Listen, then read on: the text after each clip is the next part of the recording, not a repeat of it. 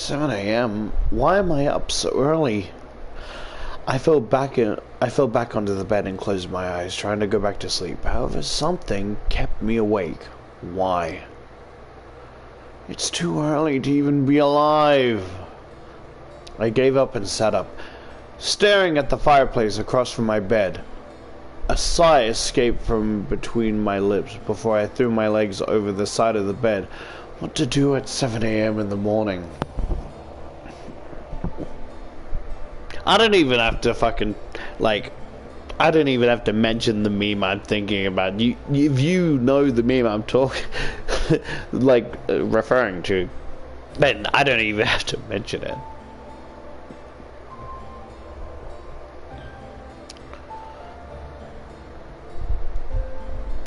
Make some coffee. Make some coffee. I decided to make some coffee was my best bet in surviving the rest of the day. Why not? Haven't had coffee in forever. I got out of bed and made my way to the kitchen. Unconcerned that I was in pajama pants and a tank top, I rummaged through the cabinets for a coffee machine and any makings for coffee. Surely my grandfather had some. A French press was better than nothing. As I began to make my coffee, I checked my email and text on my phone. No new important emails, no new text. I sigh. I quickly made my coffee just how I liked it and sat on the counter. But then I began to wonder, will this happen every day? I let that question linger in my mind for a whole morning. I did not think once about the boys or Malix. Everything was peaceful. Everything was average. Nothing magical or dangerous or unusual. I simply drank my coffee and I let the thought marinate in the back of my mind. I returned to bed, feeling the weight of the morning drag me under my covers to try sleeping again. I had energy, but I wanted more sleep. It was Sunday and nothing was happening today. Come on, eyes, go back to sleep. I shut my eyes and tried to slow my breathing. Just holds her breath into unconsciousness. I did it. I looked at my phone to check the time once again. It was noon. Yet it felt like I had slept for much longer. Why is time going so slow? I sighed, got changed into normal clothes and went out to the main hall and sat on the stairs. Some days were very, very boring. However, the muffled sounds of battle caught my attention. I quickly went out to the backyard in response to the noise I had heard. In the yard were all 5 of the boys practicing fighting. Sam was in the middle of the other 4 surrounding him and throwing punches and kicks at him. Sam, being the strongest of the bunch, blocked and dodged each most masterfully. Don't disturb them. I just watched. The boys were very much in their own world, focusing on the training they were all in. It was better not to disturb them. I checked the time and decided to head inside to the kitchen. I was getting hungry and I'm sure the boys would need to eat soon, so lunch was a must. Might as well make lunch today. It's been a while since I cooked. Lunch wasn't practically hard. I decided to make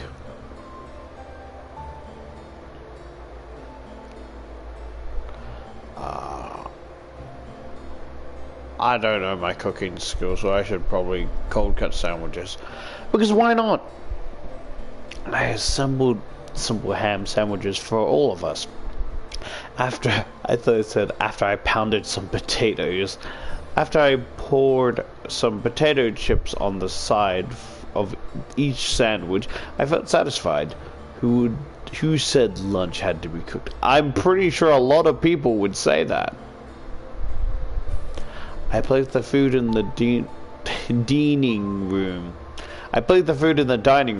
However, none of the boys were there by the time I brought the final dish out. I carried the dish to the main lobby, catching the boys separating into different rooms of the house. Part of me wanted to go to one in particular. The other part of me wanted to just leave them be I take the food in my hand to my room and eat. Maybe I could go out today while the boys focus on training. Find one of the incubi.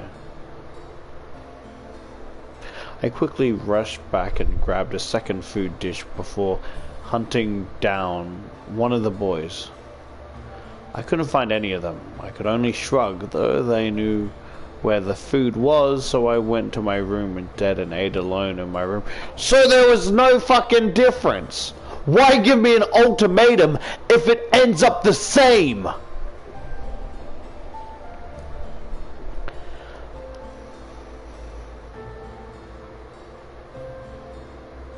It's not my problem. I turned on my computer and started to jam to music as I ate my food. As I ate, I began to think about going out. There were so many places to go, things to do. Let's go to grandfather's grave.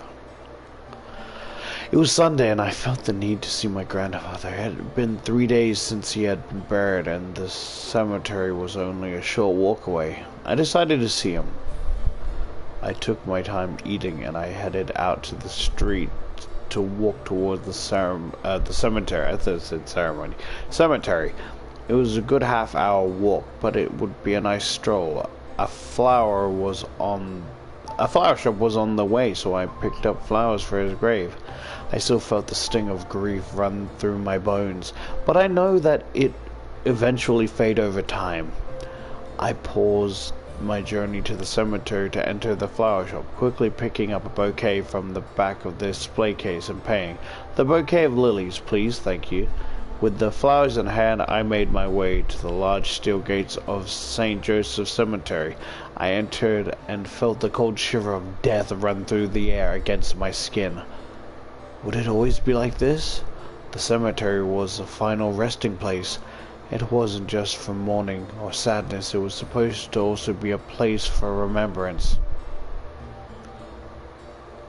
I sighed. Sorry. I'm sorry, I'm not trying to laugh. I just think of the one video of like, careful with the grandma, right? And it's like, hey everyone, we're getting a puppy. Oh, puppy! He flings the fucking vase. Grandma!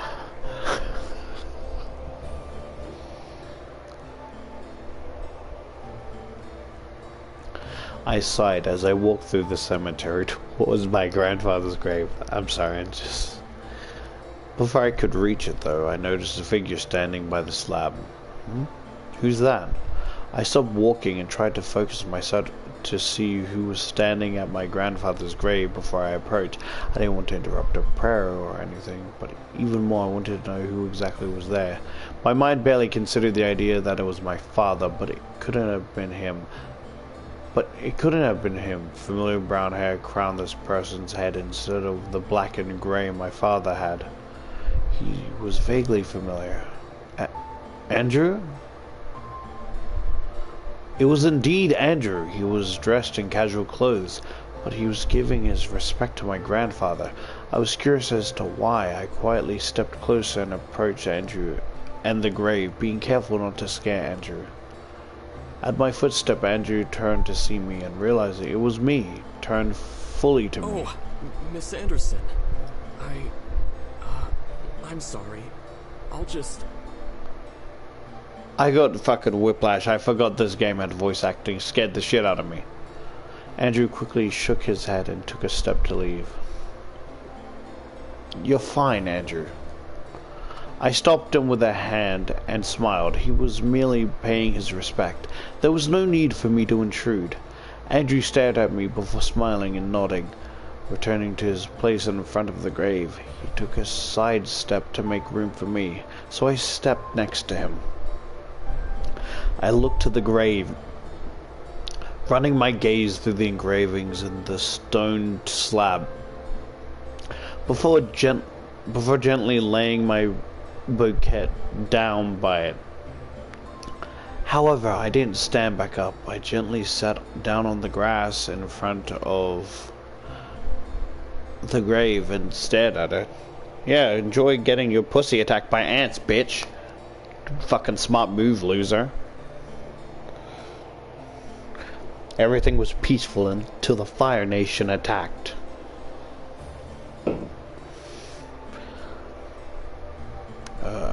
Graven stared at her. Common flowers for gravestones, yeah. My grandfather didn't have a favorite flower. I heard and felt Andrew's gently crouch down beside me. I turned my head to look at him, catching him nodding in an acknowledgement to my statement. Sorry, I'm just thinking of, you know, that scene from Across the Into the Spider-Verse or whatever, where it's like it's like the fucking, like when Miles and like Peter was crouched down like outside the forest or whatever. That's all I'm thinking.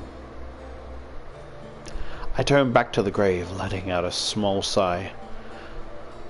So, can I ask why you came here? I came to pay my respects. He was someone I really idolized. I turned my head to him again, confused. Idolized? He inspired me to work hard and make people happy. When I interned for his company, he was the first person to greet me at the doors with open arms, even before my father. I almost couldn't believe what I was hearing. However, the look in Andrew's eyes made my heart break. He truly idolized my grandfather like he was his own grandfather. Your grandfather was an amazing man, but I'm sure I don't have to tell you that. He treated me better than my dad ever could. All my dad cares about is me becoming the CEO. But Harold Anderson? No. I could practically feel my lips move in sync with Andrew as he continued to speak, almost hearing my grandfather speak alongside him in the air. He said, "Don't worry about it so much. You have plenty of time to decide. Besides, you should do what makes you happy instead." He said that to me too. Andrew turned to me in surprise before smiling. Really? He cared a lot about you. There were days that he wouldn't stop talking about you and compared you to me. Damn, I'm sorry to hear. I felt a blush run across my face. What things did he say? Well, he told me how cute you were and how you loved to make people happy. He also said you always had the perfect ideas for his toys. I felt a smile grow on my face, remembering the small moment when I had helped him design his now most popular toy, the glowing heart bear. I didn't realize how proud of me he was because I was so small, but now that I was older, I was able to understand. He always had me help him, even when I didn't feel like I could. He was the greatest person ever in my life. He treated me better than my dad. How does your dad treat you? He's pretty harsh to me. He wants me to be the CEO of the company as well, since it's technically a family business. He's strict, like my dad. Well, if it ever came to a time where the board had to decide a CEO, I'd gladly give it up for you. I couldn't help but raise an eyebrow. Didn't he want the position? Why don't you want to be CEO? To my surprise, Andrew shook his head with a goofy smile. My dad wants me to take over the Anderson company, but I really am not sure if I want to or not. Sure, making toys is great and helping people is something I want to do, but I don't know if I want to head the company. You're not sure what you want to do, just like me. You don't want to be a CEO either? I shook my head. Andrew let out a small laugh. Man, we must be the worst kids on the planet. Our dads want us to take over a company, but we don't even want to. Imagine what would happen if they actually liked each other. Ooh! I couldn't help but laugh with him. We were in the same boat, yet we were on opposite sides. It was like Romeo versus Juliet, two families competing for one goal. But the competitors didn't want to even try to reach the goal. Andrew gently stopped laughing and smiled at me. Grandfather was right about one thing, though. You are really cute. The blush that had faded from my face suddenly returned at his words. I looked away from him, making him laugh again. Sorry, it's true. Cross my heart. Thanks. He was flattering me. I had to admit he was cute too, but I had only known him a short while. It wasn't realistic to like him more than that. Andrew cleared his throat and sat up straight, rubbing the back of his I'll neck. let you have some time with your grandfather. I don't have anywhere to be, so I'll wait by the gates and give you a ride home when you're done. Thank you. It was very sweet of him to wait for me. I expected his ride home. Andrew smiled before heading back to the gates. I remained with my grandfather. I'm sure you're laughing where you are, Grandpa. I practically glared at the grave, but after a brief second I smiled. He's a sweet guy, and he's a big fan of yours. Who wouldn't be? You cared for everyone, no matter who they were. I gently ran a finger over one of the lilies in the bouquet. It was soft to the touch, but my mind was filled with Andrew for some reason. Was this grandfather's plan? Did he hope for me to meet Andrew as a kindred spirit? I wouldn't be surprised. I chuckled softly before standing. I'll be fine, Grandpa. Andrew's a good guy, but who knows? I shrugged before letting out a sigh and turning back to the cemetery gate where Andrew awaited me. Andrew led me into his car and drove me home. I went to my room and remained there until dinner. The remainder of the night passed by, surprisingly uneventful. The boys continued to train with each other, but were kind enough to stop and make me dinner. I was glad for that. Unsurprisingly, the food was perfect, but it felt a little empty without the boys to eat with me. They most likely had already eaten, but still I felt lonely. I couldn't let it bother me. I ate and went back to my room to study and sleep. Surprisingly, I felt good going to bed that night. I felt like I could have a peaceful sleep after the previous rough nights I've had. I felt good.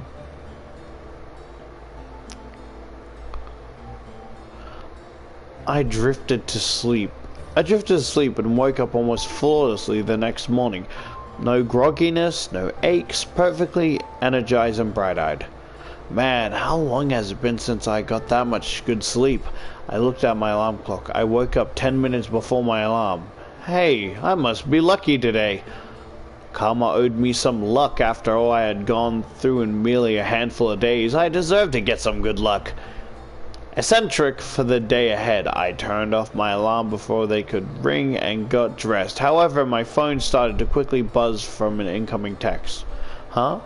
Who's texting me this early? Yo, Anderson! You're carpooling with us from now on.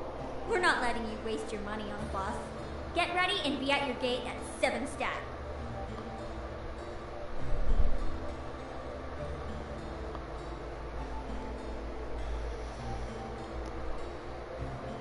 I smiled. My friends were the best. I couldn't drive yet and I didn't have a car, so it was awesome that my friends would let me carpool. I checked the time. 6:30. Perfect. I can eat some breakfast before they come. I packed my bag and carried it down into the kitchen. I quickly made myself coffee and toast, not having time for anything big. I let out a soft sigh in happiness as I sipped my coffee. I felt great, and I felt like nothing could stop me now. Don't stop me now! Come at me, Day. I'm ready for you. And you, Jinxon, you dumb bitch. I looked at the time again. Time to go. Whoopsie. I quickly rushed to the door, checking myself in the passing mirror. I wasn't wanting to impress someone, but I still needed to look decent. And right on cue, Naomi drove up to the gate with Suzu waving me down. I rushed out the door and we headed to school, talking about the homework and the coming days. We made it into school without a hitch. Our lockers were in the same part of the hall, so we quickly unloaded what we needed to and got our important books and necessities. First incident of the day.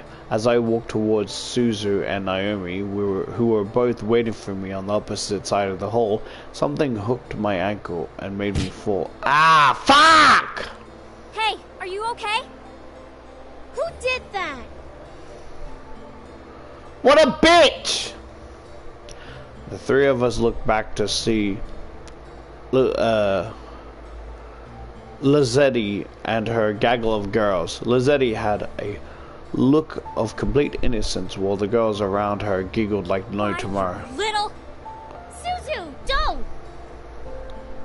I felt a giant fire of anger burn in my stomach as I stared at Lizetti.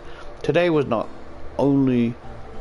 the only time this had happened to me. However, it was now clear who was behind these incidents. Even if she was innocent and one of her goons did it, it was now obvious that Lizetti was the mastermind just from the look on her face. She was no friend, nor would she ever be. I had to do something.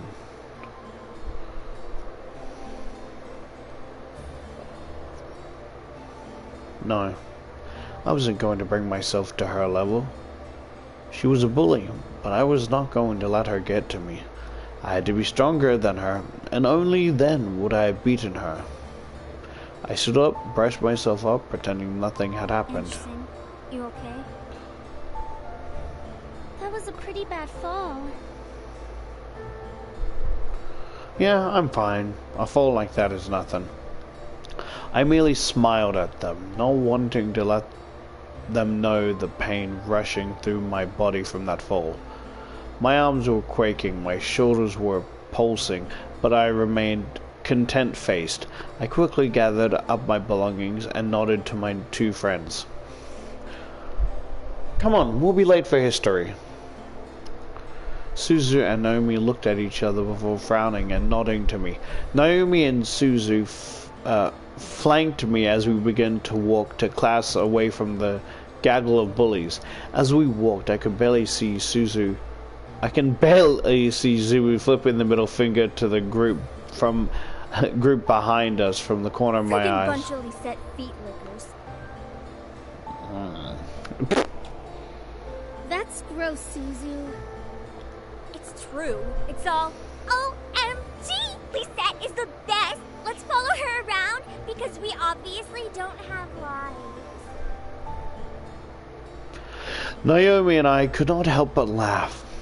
The group behind us, however, did not like Susie's words. At least my dad doesn't screw around in the black market to keep a stupid casino running. Susie stopped. Naomi and I stopped as well to look back at Susie, who was completely red in anger. Susie slowly turned ahead to the group, glaring daggers at them. Fuck did you just say? I attacked fast. I placed my hand on Suzu's shoulder and gripped tightly, knowing she could try to push my hand away. Suzu, they're not worth it. Let's go. It's about time we taught them some manners. Suzu. I looked at Lizetti and our group. Lizetti had a widely amused smile on her face, which irked me to no end. Nevertheless, I knew that fighting wasn't going to get us anywhere. Let's go. I grabbed Suzu by the shoulder roughly, pulling her back to Naomi and me. Suzu tried to step toward the group, but Naomi held onto her other shoulder. We held onto Suzu, who fought against our hands as we marched to class. Surprisingly, the rest of the school day went off without another incident. I went to my classes, had lunch, and was anxious to get home. As the bell rang for school to end, I felt my phone vibrate in my pocket. Huh? A text. Oh, from Father. I'll be picking you up today. Make sure you're ready to go when I get there. Why is this not... How come the other text was like voice line, but this one wasn't? That's a kind of surprise. I quickly headed back to my locker to get my thing before waiting for Naomi and Suzu. Hey, are you ready to go? Actually, my dad's picking me up. Okay, I guess that kind of makes sense. We'll drive home together next time. Tell your dad that we've got you covered from now on. Yeah. Yeah, alright. Even while I laughed, something didn't seem right. My dad texted me to say this. Why was he going to pick me up? Had I done something wrong? I don't know. I waved goodbye to Naomi and Suzu before heading to the usual spot where my dad picks me up. I took the time to listen to my music while I waited. I need to go to another Rise of the Phoenix concert. Dun dun dun! No, wait, that's Danganronpa. Shit, sorry. Eventually, I had played the entire album with no one showing up. What the Hey, Dad's never this late, especially not this late. I quickly dialed my dad's number again, but as soon as I pressed call, it disconnected and read a signal disconnection error. What the? No signal error? How do I not have a signal? I double checked my phone and saw all 5 bars for signal. It must be in a dead zone, where I could finish. A group of hands grabbed at my hands, feet, and covered my mouth. I screamed into the hands over my mouth, struggling to pull away from the hands grabbing at my limbs. It felt disgusting and scary, feeling the hands on me. I needed it to stop. Hey! Don't dirty up Malix's prey! The voice, which sent a fearful shiver down my spine, whispered into my You're ear. coming with me, Miss Anderson.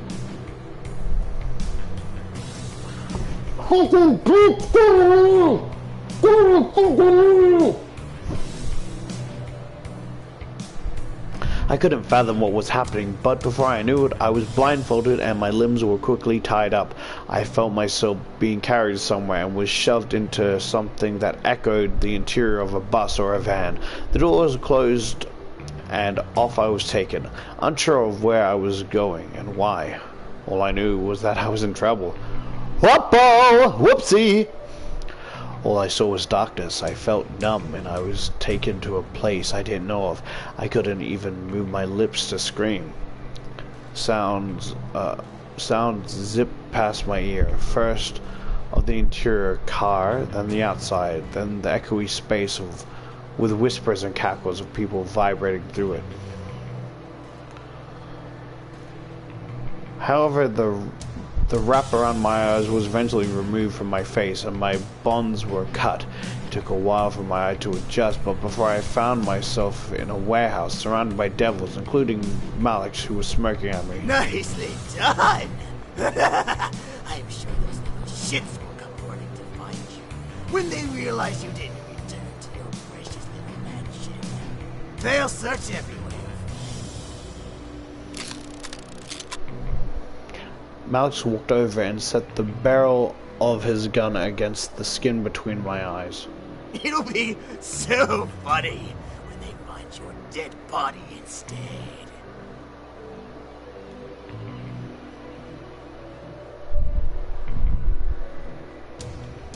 I could see Malix pull the trigger before bracing myself.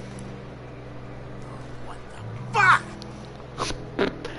I know he's the bad guy, but I can't help but love the guy.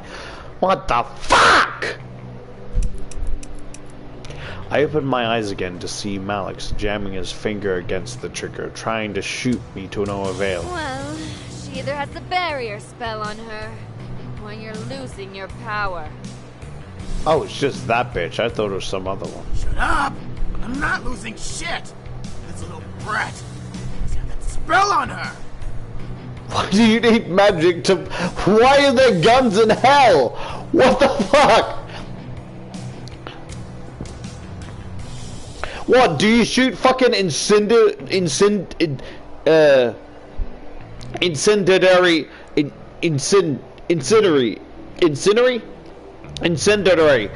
Fuck. Incendiary.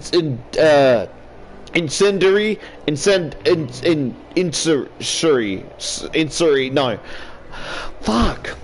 Incendiary. Insidious. No. Incendiary. Sundary. No. Incendiary. No, I don't think that's it. Incessant. No. Incessant. No. Incendiary. Sundary. No. Damn it. Fuck. Incinerary. Incineroar rounds? Do you just have incineroar rounds? I felt a wave of relief run through my body. The other devils laugh at Malix, which made him angry. Shut up! Malix suddenly moved his gun towards a nearby devil and pulled the trigger. I stared wide-eyed as the bullet from Malix's gun rammed itself into the neck of the devil boy. The wound spouted fire and blood, causing the devil to scream and flail in extreme pain before falling limp to the ground. As the body hit the floor, it began to almost deform and melt. Blood and black ash poured out, and the wound and every opening that body had causes the smell of death to quickly fill the room. I felt like gagging as the body eventually stopped moving. The body became like a deflated balloon, showing me the true nature of Malex's gun. It was now just a pile of blood and skin. The bullet had burnt up the muscle, bones, and any structure of the body had to give it its form. That could have been me. That could have been me? Anyone else wanna laugh at me? Huh? So do you just have unlimited bullets, or? So I assume you shot the other guys, but why didn't they? Because they still had a wound. The devil around us shut their mouths, obeying the warning of the obvious master of the space. Malex growled before glaring at me. As I was saying, it must be some holy magic or some shit like that. There is.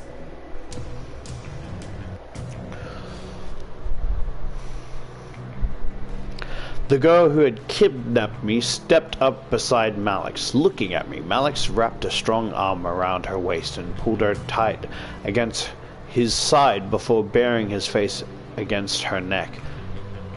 Eris didn't react, but continued to stare at me as Malex ravaged her shoulder and neck in violent kisses. Eventually, Malex pulled away, licking his lip before looking Eris' face.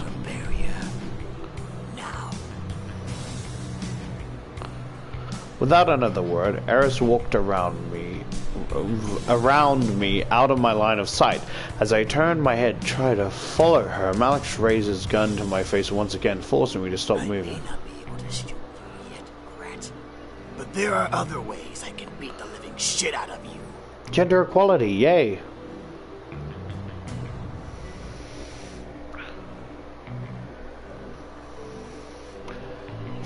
Look. If I stay calm and patient and not do anything rash like last time, there's a higher chance that they'll use me as bait and I will be hurt less than I would if I were to fight. I didn't say a single word. I knew how to defend myself against anything he had to offer. I was slowly losing my fear of him, and it was oddly satisfying. All of a sudden, however, I felt air escaped me and rushed behind me, sucked away from me by a mysterious force. It was like a large vacuum was pulling my soul out of my back. What was even worse was that I felt stuck in place as this was happening. I turned my head to barely see Eris holding a red orb that was absorbing a white stream of air and possible magic from my body. Eris kept her eyes to my back, but Malex grabbed my face and made me look back at him, smirking. That barrier around you won't be protecting you much longer. Be patient, little human. Before Malex pulled away, he slapped his hand against my cheek a couple times, not enough to force my head to turn, but enough to hurt and leave a powerful sting. I wanted to do something. I needed to do something. I was going to die if that barrier was removed. I have patience in them. I stood there. That's all I could do. Waited for someone to save me. I waited for someone to stop Malex and Eris. Waiting was all I could do. Waiting was all I convinced myself I could do. Eventually, I felt lighter and the air stopped moving around me. Eris had finished her job. I didn't feel so protected anymore. I felt fear consume me as Malex's smirk grew horrifyingly wide. That's it for you. Max quickly placed the barrel of his gun between my eyes once again and pulled the trigger. I didn't even get the chance to close my eyes.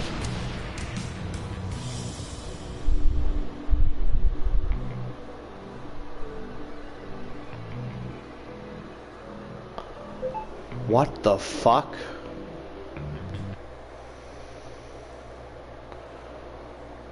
Oh, fuck. Oh, and I'm fucking up here. Okay, let me...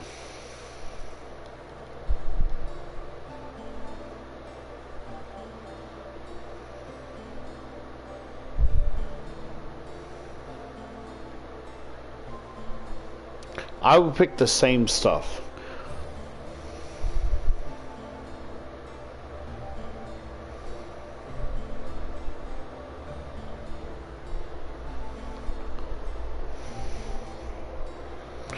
Fight one of the...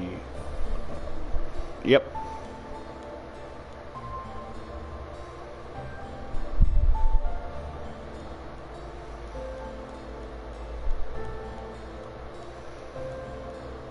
Oh.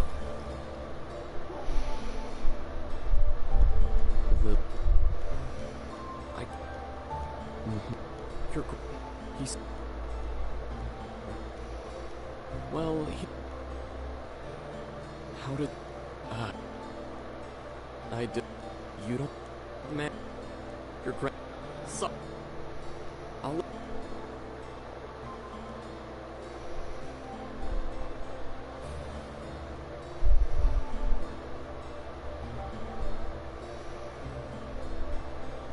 Yo, Anderson!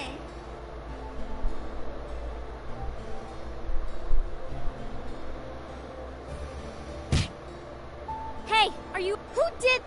Why?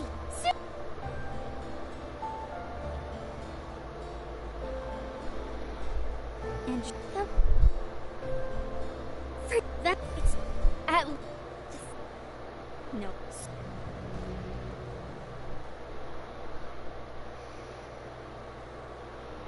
Real... Ha! You... It'll be so funny when they find your dead body instead.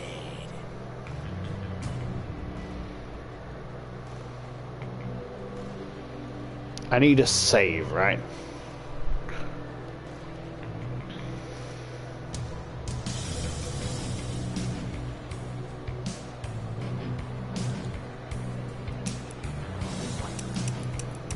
Shut up.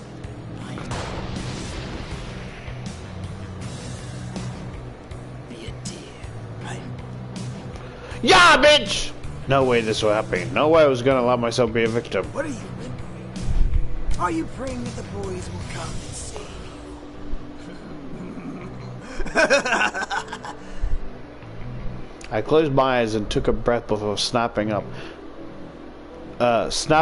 to one leg and sweep my foot across Malex's face. Eat shit, dillweed!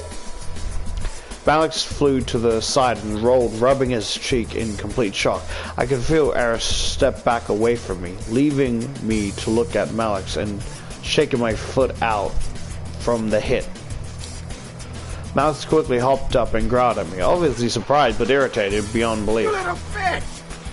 Think you're tough, huh? I'll show you your place! Come here! Malex charged at me, dropping the gun that would never hurt me to the floor and reaching for my face. However, I quickly crouched down and swept my leg in front of me, knocking Malex down once again. Eat shit, dillweed, again! I rolled back away from the fallen devil and glared as I rose back up to my feet. Just because I'm a human doesn't mean I can't kick your fucking ass! I placed my hand in front of me before sliding over to Malex, slamming the tip of my foot into his head. One of the devils around us tried to step in, but Eris held out her arm, stopping them. Stay out of it! Let Malex deal with it! As commanded, the devils that surround us stood away from the fight. The group watching us was lost in intrigue as I stood up against the leader. I continued to kick Malex in the face, who tried to block my kicks with his arm. I brought a foot up before slamming it down onto Malex's chest. I definitely heard a rib or two crack at the impact, causing Malex to lose his breath. What I didn't expect was him to grab my leg and pull it out from under me. I fell to the ground, landing with a loud thud. Oof! I felt the pain shoot up my arm and run through my body at the impact my body had on the ground. I tried to push off, but the pain forced me to stay down. Malik took the chance to roll on top of me and pin me down, glaring and smirking down at me evilly. As I tried to get him off, the futility of the situation dawned on me. I was fighting a devil. I was just a human. I wasn't magical, nor was I special. I wasn't going to beat him. Useless woman. You're as good as dead. You should not try to fight me in the first place now. Fear began to consume me. Oh, for the love of God, please someone find me, I prayed. I hoped that I wouldn't have to keep fighting. I was becoming desperate. You're not even a man. You're a puny woman. Coming to her. What made everyone in that warehouse drop our fighting faces was the screeching of police sirens coming closer to our location. Malik smirked even wider. Time to have fun, boys. Make sure you kill them all. The devils all seemed to get excited and started to walk past us to meet with the cops, but a loud finger snap stopped them and made them turn around. Malix and I looked to see Eris with her hand in the air, post-snap. Eris, what are you doing? Enough, Malix. We've wasted enough time in this stupid town. I'm getting out of here, and I'm taking the rest with me.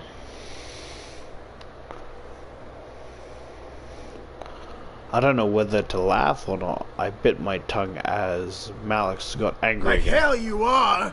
Boys, do as I say, or else! None of the boys moved. Eris snapped her fingers again, causing the boys to rush back past her and out another way from the warehouse. Malix, it's over. You can't even beat a human girl. You're losing your powers. Lower devils only follow higher-ups that actually have power. Shut your mouth! Malix summoned his gun to his hand and shot multiple times at Eris, who somehow managed to teleport away from the shooting line and reappear by us. She shook her head, letting out a sigh, before grabbing Malix by the neck and pulling him off me. Malix started to choke as Eris stared coldly at him. All this for a bunch of pretty boys. You must be stupid and desperate. Eris looked at me, making me tense Human! up. I suggest heading home to your pretty boys. You don't want to get involved in a supernatural investigation. It's a pain in the ass. She then turned back to Malix, glaring daggers into him as he glared back at her. You really think women are weak? Let me fix that, sweetie. And with that, Eris vanished into the shadows, taking Malix with her.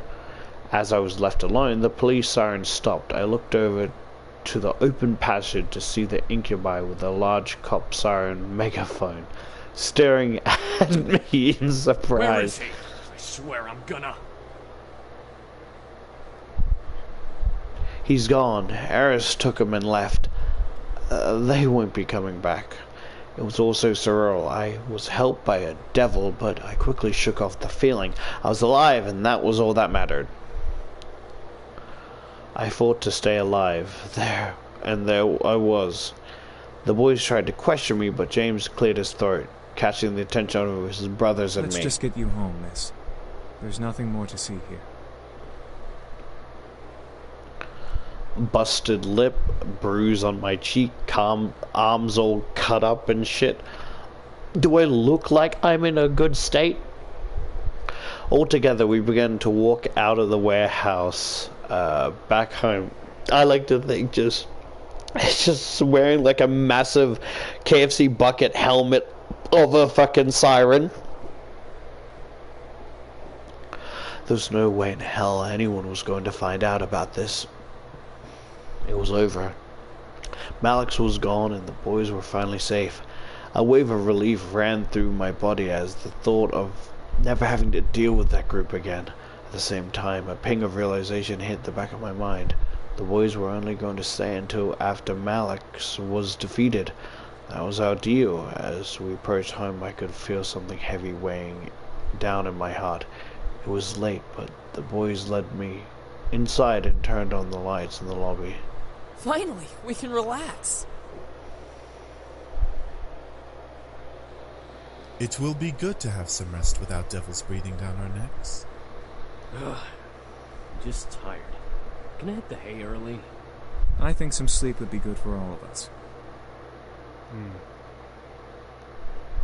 I looked to Damien, knowing he could read my mind, and frowned. I didn't want him to know about my thoughts on the situation.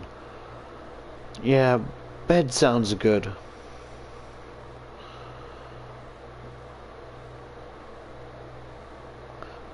I wanted to just end tonight. Too much had happened and I felt dizzy, just trying to figure it out. However, Damien spoke up, stopping all of us from moving. Should we be gone in the morning? Damn it! The air became still with tension. The realization of the situation hit the boys like a wave, forcing them to turn to me in curiosity. They had remembered their deal and were now awaiting me to decide their fate. However, I knew my answer. I couldn't keep them here. I knew I couldn't. They were demons and I was a human. I needed to deal with my own life beyond anything else. If the boys stayed, my life would only become more complicated. I think that would be for the best. James nodded in agreement, keeping a professional tone in his voice as he replied to me. We will be gone before you wake, Miss. Thank you for letting us stay here as long as we did. Oh, fuck. I could feel the upset emotions of the incubi reverberating in the room, but I couldn't change my mind. I had too much going on in my life to let them stay, no matter how much I wanted them to. It was a pleasure to have served you, beautiful young woman.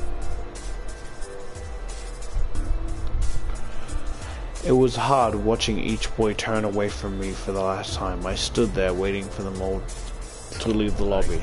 Guess this is goodbye. Yeah. Have a good one. I stuck to my guns. I knew I was making the right choice. Thank you for having us, miss. Maybe we'll see each other again. Oh, don't do that with the tears in your voice. It hurts me. Oh, damn it. You... Maybe not. Goodbye.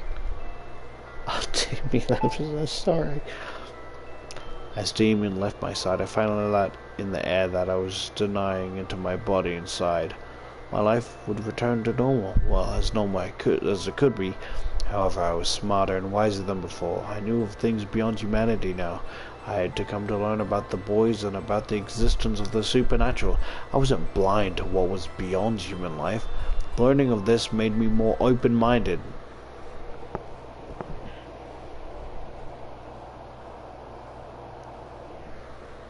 I nodded to myself before heading into my room, closing the door and mentally allowing the reality of the situation to sink in. Tomorrow I had school, no devils to kidnap me, no incubi to wake up with. I went to bed that night, accepting and not regretting anything. Don't tell me this is a shit ending, or so I had hoped. You are an interesting creature. What the fuck? I opened my eyes to see a woman staring down at me with a very sly smirk on her face. I opened my mouth to scream in fright, but a hand quickly covered my mouth. No screaming now. Too early, silly girl. I could only stare up at the woman above me. I still felt weak, not having the strength to move or fight her off. She was very beautiful, but I felt more anger than amusement. Why do the boys like you? You're unique, yes, but that can't be all that you have going for you.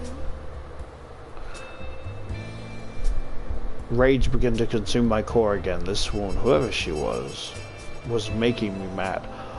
But why? This is gonna sound mean, but you know what this looks like? It looks like those type of people where it's like they would take a image of like some pornography or whatever, right? Of like hentai or whatever, and simply shittily draw clothes over the said image. She must have known as she let another smirk grow on her face. Ooh, you're feisty. That could be why. She looks so ugly at this angle.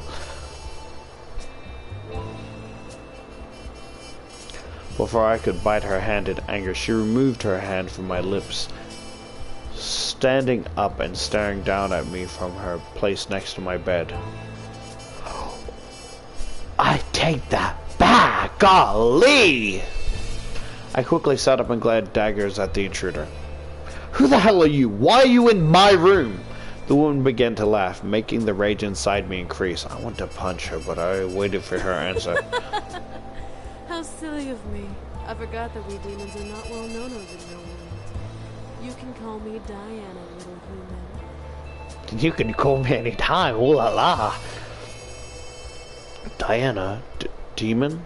You're a demon? I am, but I'm much more than just an average demon. Is this not the one that saved? Wait, if you're a...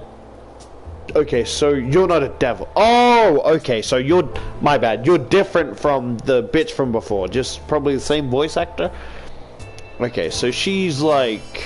So she's like a succubus, probably. What do you mean? I'm a succubus.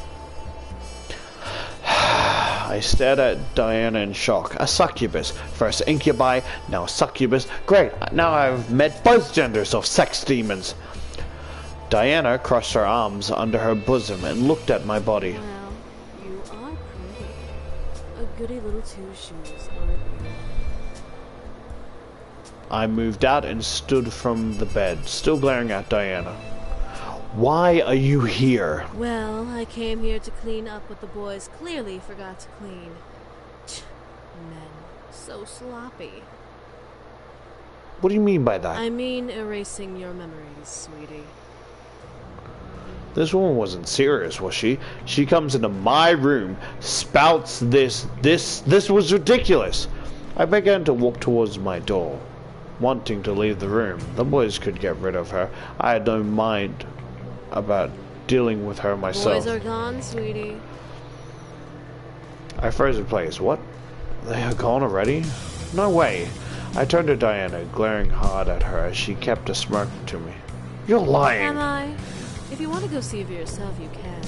But I promise you'll be wasting your time. I said, trying to find any hint if she was lying. She had to be. The boys wouldn't just up and leave without resting first, right?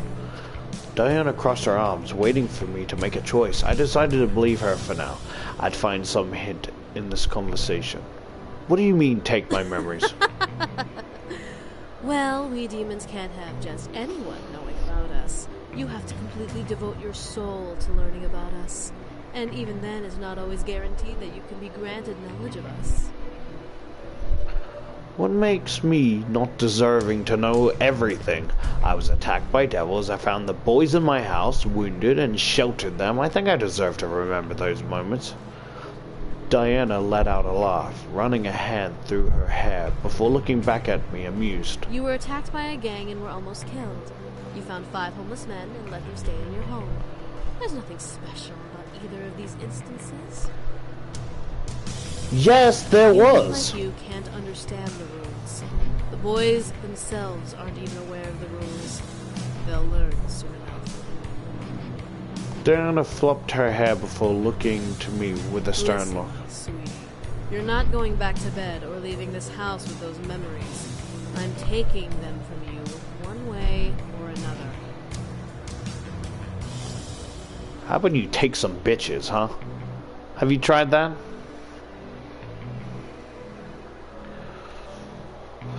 I glared, standing my ground. You're not taking my memories. I'm not letting you take them. What do you plan to do with them, huh? Tell the press? Gossip to your friends that demons exist? Confess to your parents that you had demon servants and were almost killed by a devil gang? Now she was making me mad. Did she seriously think I was this stupid? These memories were precious to me, and I wasn't going to let her win over my mind. These memories are important to me. I know that other creatures exist. I know that magic exists. I'm more open-minded now. Open-minded or gullible? What did she mean by that? The point of being open-minded would to be open to all thought. How is that anything close to being gullible? There's nothing to learn from remembering the boys that won't bring trouble. I'm merely saving you from that. There are more than just demons who want to keep their existence a secret.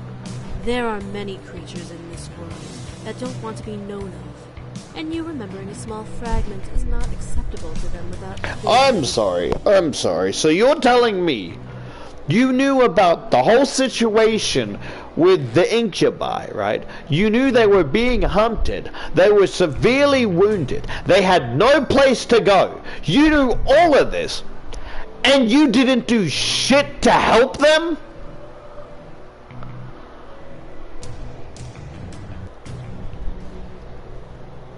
I think I'm more deserving of these memories than your own, bitch!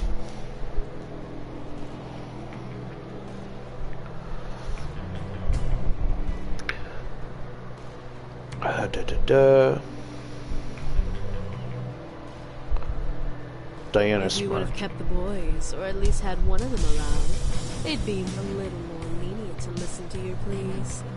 However, you're about to go into tomorrow without any of them around. I couldn't believe my ears.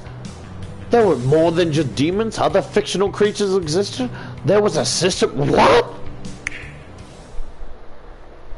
Diana sighed and snapped her fingers, lifting my body up from the ground with her magic. Whoa! Whoa! What's happened? You know that meme where it's like... you know that meme, right? Where it's like, I'm not you, you're me. And then he gets lifted up into the trash can like, wait, what is going on? What is this? Whoa! Whoa! Whoa! Like the other one where like it's like the holy shit, it's real. Ah, ah. Look, I can kill you and no longer waste what little time I have, or I can erase your memories and go on with my life. I have more important things to do above arguing with you. I looked down at the ground to see something that made every nerve in my body quickly quake in fear. On the ground was a large open mouth with sharp, wet teeth leading to an empty black abyss. I could feel the heat from the mouth's breath pant against my floating body. Ah! I looked at Diana, who was looking at me with a stern and almost heartless gaze. Make a choice, sweetie. Give up your memories, or be a demon snack. I warn you, he's quite the biter.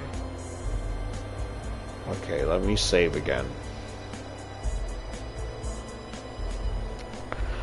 I was panicking. I was about to die again. The boys weren't here to protect me. What was I going to do?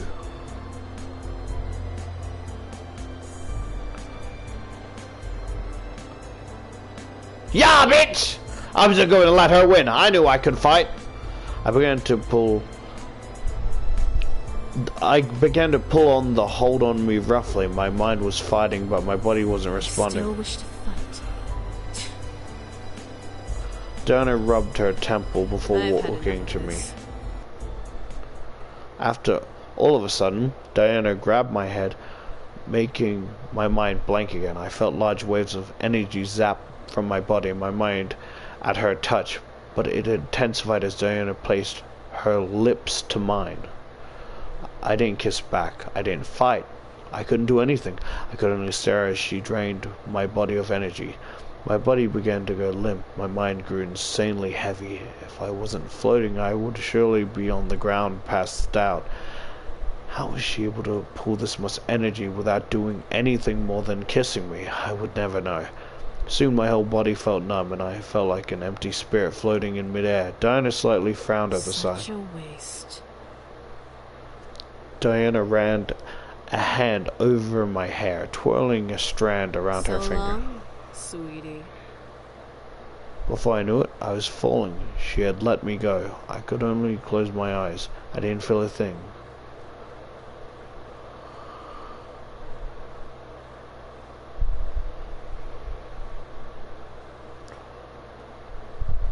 What the fuck? Make a choice, sweetie. Give up your memories, or be a demon snack. I warn you. Make a deal. Then I remembered, demons had a consciousness. They weren't heartless without reason. She could be reasoned with. She seemed like a businesswoman. Wait! What? You're wasting my time. What about a deal, huh? Diana raised an eyebrow. I was afraid she wasn't the one to listen. What if she was as ruthless as I imagined her to be? I'm listening. Wait, really? Was she really willing to listen to me? She didn't drop me in the pit of death, but she didn't let me out of her spell. Now was a good time as any to try reason. No. These memories are precious to me, but they're not worth me losing my life. I mean, if I die, people will wonder and try and find explanation as to why I died and where I disappeared to. Then just hand over your memories. What if I traded them to you instead? You seem like a reasonable businesswoman. A trade is better than forcing me to give in, right? This was insane. I didn't even know if she was willing to listen. She already had me hanging over a pit of death. The only thing I could hope for was she was being forgiving enough to listen to reason. Speak your terms. What do you want in exchange? I let out a relieved sigh. She was willing to listen further. Well, what can you give me in return for them? I can give you anything within reason. Money, men, women, power.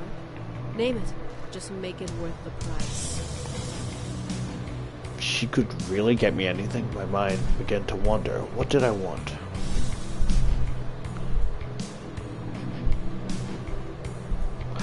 If I have her around, then I can keep my memories!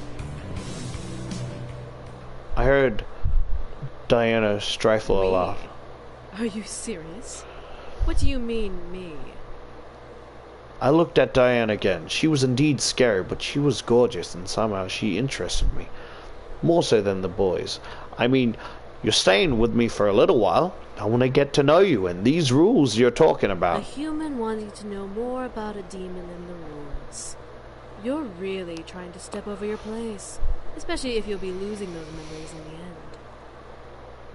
I'm serious. I'll give you my memories and energy if you stay just for a couple of days. A day, even. It'll be worth it. Completely willingly? Completely willingly. And if you don't fulfill your end of the bargain? Then you can feed me to your pit beast. Did that really slip out of my mouth? Was I really wanting to put my life back on the line again? If it meant keeping my memories for a little longer, then yes. Diana looked to me, scanning my body with her eyes for any signs of false intent. I didn't have any, so Diana sighed and snapped her fingers again. The demon below me vanished, and I was slowly lowered to the ground. I looked to Diana in surprise. You are very lucky demon magic is so finicky. What do you mean? Why do you think demons make deals with humans like you? I wasn't sure. Demons were still new to me. I had heard stories of people making deals with demons and only ruin coming from it. Diana sighed. It's one thing to take your memories or your energy. It's another for you to willingly give it. We get more for our effort if the one we make a deal with is willing. Think of it like sex. If I'm aroused and you're willing to open your legs for me, I'll get pleasure. I'll enjoy it. You might enjoy it. And it's done. But if you aren't willing and I force myself on you anyway, it's not so pleasurable for me.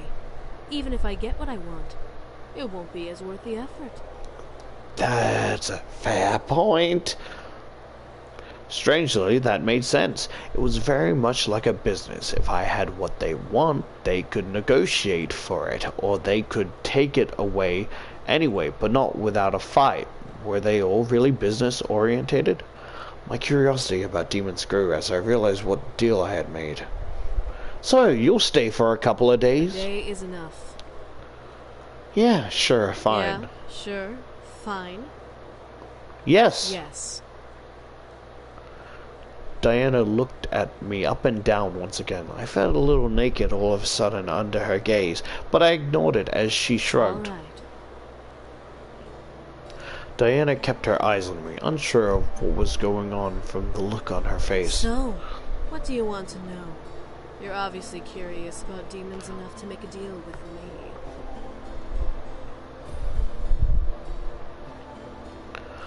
My first thought My first thought shot to her, but then I remembered the boys. Not all my questions were answered, and I wanted to know everything. First of all, who exactly are you? Diana chuckled before crossing her arms. You may refer to me as simply Diana. As I said before, I'm a succubus, and I intend to bring the boys back home. Back home? What do you mean? Back to the demon world? Precisely. They don't belong here, and it's imperative that they return. Why? Did they not tell you? They're runaway royals. I couldn't believe my ears. What? They were royalty? Why would they even run away from royalty? Diana simply smirked at my new surprised face. So they didn't tell you. How unfortunate. You were in the presence of a demon prince and his noble brothers, and you didn't even know. I felt myself unconsciously walk over and sit on my bed. They hid something gigantic from me? Why? Did they not trust me? Then again, it had only been a couple of days, yet they helped me and were here for me regardless, acting like servants instead of noblemen. I gripped my head in frustration. What am I supposed to believe? Believe whatever you wish. The confusion will fade away soon enough regardless. I looked to Diana, who only gave me an almost somber look in return. She was serious about removing my memories, but she would keep her end of the deal until I learned all I could. That, and I felt thrilled to have her. Maybe it was because she was a succubus. I don't know. I sighed and faced Diana. So, how did you get to the human world? How did the boys get here? With the help of a human, in both of our cases. There's truly no need for details beyond that. Any human can cast a demon summoning spell. It's just a matter of what happens during the summoning and after where things get tricky. What do you mean? If a human is willing, only part of their life force is taken from them, and they are given one chance to open a bridge between our worlds to allow the demon they desire to come through. The more demons come through, the more life force the spell takes. Damn, so someone fucking dead. Luckily for the poor human that brought them here, the boys sacrificed some of their own powers to open the bridge instead of letting the spell feed solely on the human. The human lived, and the boys came through. That almost made sense. Something in my mind clicked, but I couldn't clear it out to figure out what it was. I only nodded to Diana. And you were the same? Somewhat. However, I don't care to go into details about how I came here. You'll forget soon enough. That's not part of the deal. You wish to have me around for more information. I get to decide what information to give. Ah, what a bitch. Cheater. It's not cheating if it's not a broken rule. Fuck, you got me there. I huffed and crossed my arms and legs. Diana was a game player, and I didn't like her rules. However, there were the rules I had to accept in order to keep my memories a little while longer. I'd find a way to remember. She wasn't going to win. Diana let out a small chuckle and ran a hand through her hair. Well, I believe I should head to bed. If I'm to stay here, then I need some form of sleep. I watched as Diana crossed through my room to the door and opened it. She turned to me with a small wink. Have a good night. See you in the morning. Before I could respond, she exited my room and closed the door behind her. It was like she was in control. I almost gritted my teeth at the thought. She wasn't the master of the house. I was. I huffed and crawled back under the covers. How did my life get so complicated? What was going on with me? Wait, why are we I'm so confused. You say these are precious memories, but you refuse to let them stay because you have to focus on your normal life? But you see the confusion here? Wouldn't it be better to go back to your normal life? Wait, does that mean she would have had to, well, she had to erase a lot of people's memories because Naomi, Suzu, My mother, father, Andrew, everyone at the fucking party.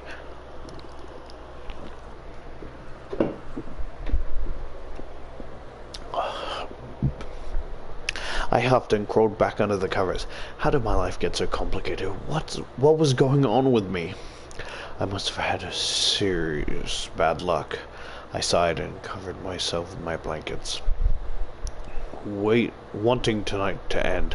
I need tomorrow to come. School would take my mind off things. If school actually happened, anyway.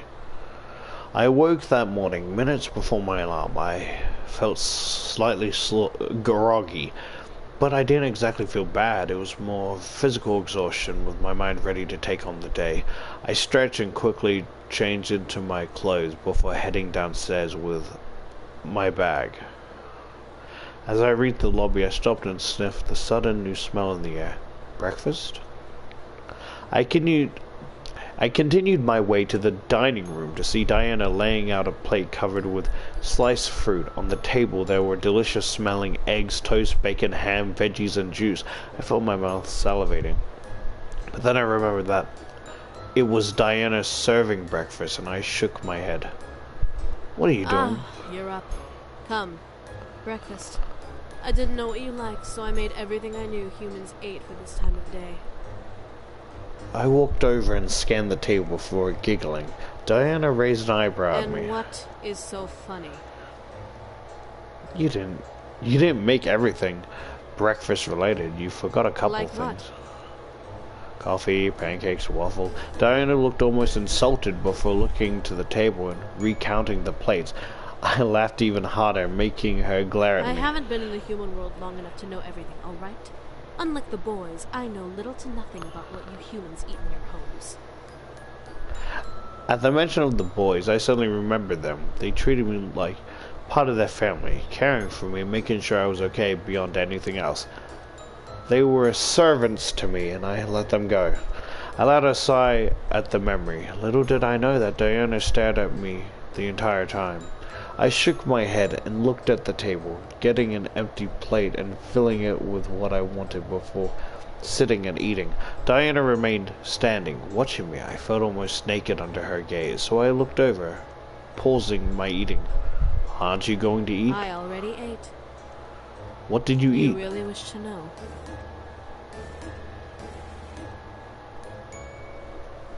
Not. I wasn't interested to know about something she had asked that question for. I continued to eat, ignoring Diana's stare. For a human that is trading memories for information, you sure aren't interested in information when offered. It's your part to give my information, but it's my part to ask them. I'm not interested in that, so I won't ask. I could practically feel the smirk grow on Diana's face. So you're playing like that. I understand, sweetie. I continued to eat as Diana merely chuckled and watched. Why are you watching me? I might as well make this a learning experience for myself in return. If I learn more of humans, I'll find more weaknesses and more ways to manipulate them. I glared at her, making her smirk wider. I'm only joking around. I have no intention of staying in the human world long enough to care for humans. Then why are you watching me? To make you uncomfortable, sweetie. From the looks of it, I've succeeded. Damn, she got me there. I turned back to my food with a growl and began to eat. She was annoying. Her laughter only fueled my anger. Eventually, my alarm started going off, reminding me to be ready for Naomi and Suzu. Right, school was the thing. I stood from my chair and, grabbing my bag, walking out of the dining room. And where are you going, might I ask? I have to go to school. I see. I looked at Diana, feeling that she was up to something. She had her arms crossed, looking to me as if I owed her something. Well, I don't exactly want you to leave this house with the memories you have. I'd be breaking the rules if I allowed that. But we had a deal. You stay for a day. I keep my memories until you leave. I still have school to go to, though. Then skip school and stay home. What? That, or I go with you. What? Diana was crazy to suggest going to my school was practically signing a death wish. Everyone would ask about her. What would I tell everyone? That's crazy. You leave this house with those memories unless I'm with you. Rules are rules. What rules? Rules of the world, sweetie. Rules of the... What? What the fuck was she talking about? This applies to any magical being that lives in the human world. They were established on a day you humans might know as the birth date of Jesus Christ. Oh my fucking god. Pardon me. So does that mean Christianity is legitimate? It's a story to some, a religious faith to others. I won't deny or prove a religion exists because that's a human matter. Magical beings, on the other hand, don't pay attention unless they're angels from the world of heaven.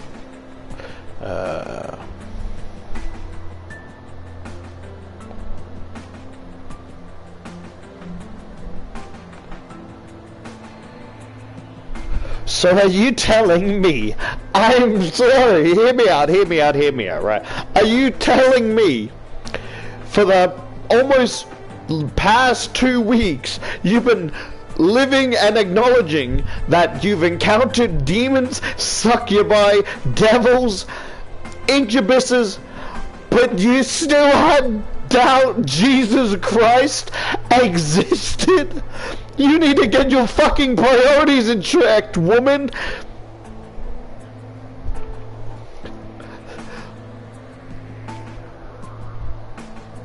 My curiosity was pecking at my mind like a frantic bird. I wanted to know more.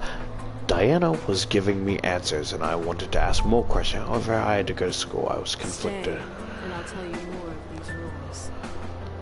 And if I go? I take your memories. Now. Okay, let me save.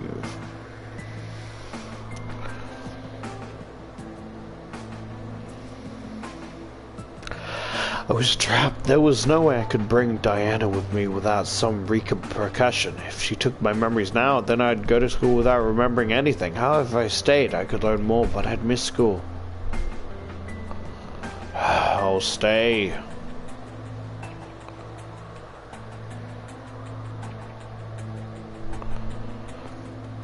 I bit my lip. Did I really want to stay? I could feel my fingers run over my phone and call up Naomi. Without even listening to the phone, I spoke into it. Hey girls, I'm feeling really sick. Don't worry about coming, and don't come over. I'm staying home and getting better. I hung up without even acknowledging Naomi or Suzu on the other end. Diana crossed her arms, waiting for me to turn to her fully. I threw my bag to the side and looked to Diana, ready to learn more. You're going to tell me everything. I'll do the best I can. I walked up the stairs with Diana behind me. I glanced into the dining room to see it already cleaned. I guess Diana used magic to clean up after us. I continued and wound up walking into my bedroom. I sat on the bed as Diana stood by the balcony window. It was just like last night. So, I can ask you anything and you'll answer, right? I'll give you the best answers I can give.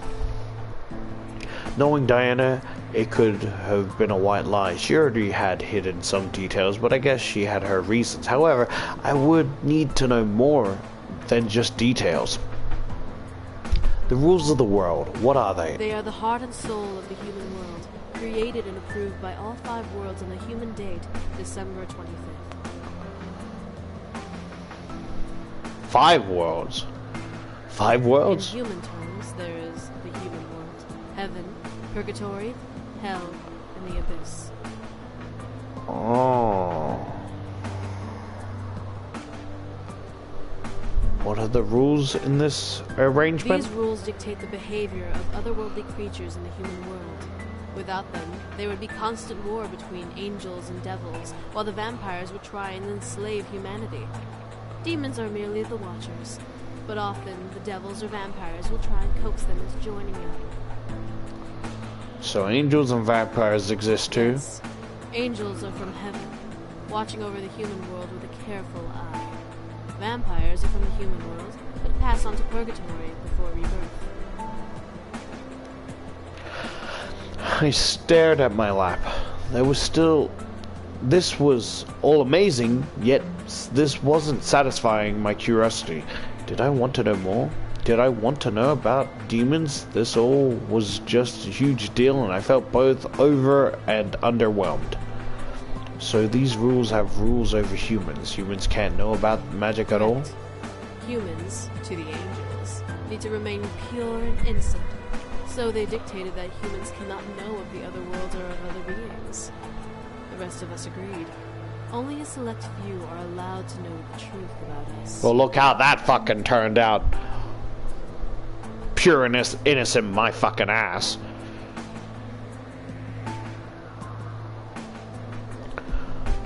Well, that's hardly fair, isn't it? Well, take a look at yourself. You're barely proficient with magic. Your kind is too focused on who will fight the next war and who will screw the next person.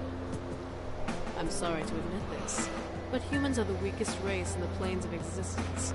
The only ones who truly protect you are angels. I felt angry that she made humans sound inferior. Yeah, we had our faults, but it wasn't like any of the other races were better, right?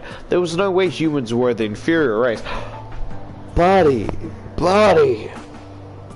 If a demon is telling you you're an inferior race, that's just how it is. There's nothing else to like. No, there's no to that. You're just inferior.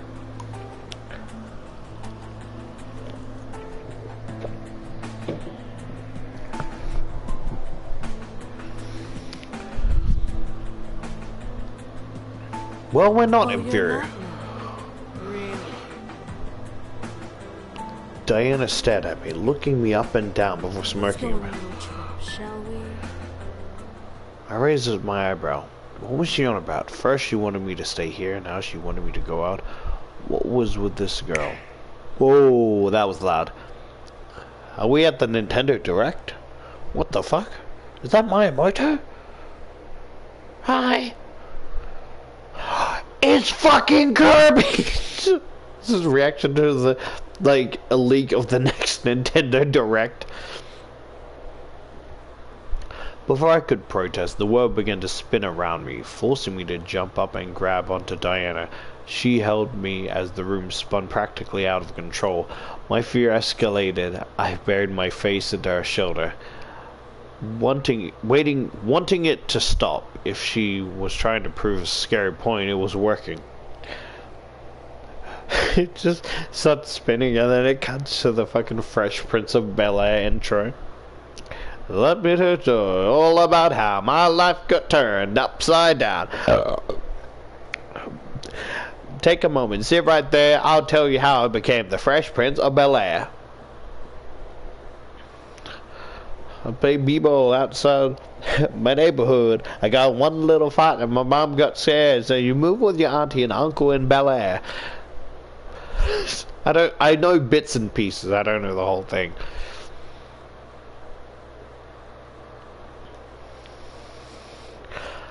I felt the world slow down around me and soon come to a halt. I didn't want to look, but gently Diana pushed me away from her body for me to look around. I grasped when I realized that I was in a business office. What is going on? Where are we? Just a simple business office. Nothing more. I looked around and felt an air of familiarity to the room. I couldn't figure out why, but my brain kept me aware that I knew this place somehow. I didn't get to think on it long. Suddenly a group of businessmen entered the room, stopping at the sight of Diana and me. Who are you two? I froze. What was going to happen? We were going to be thrown out, get in trouble, and I would never be allowed out again. This was a mild nightmare.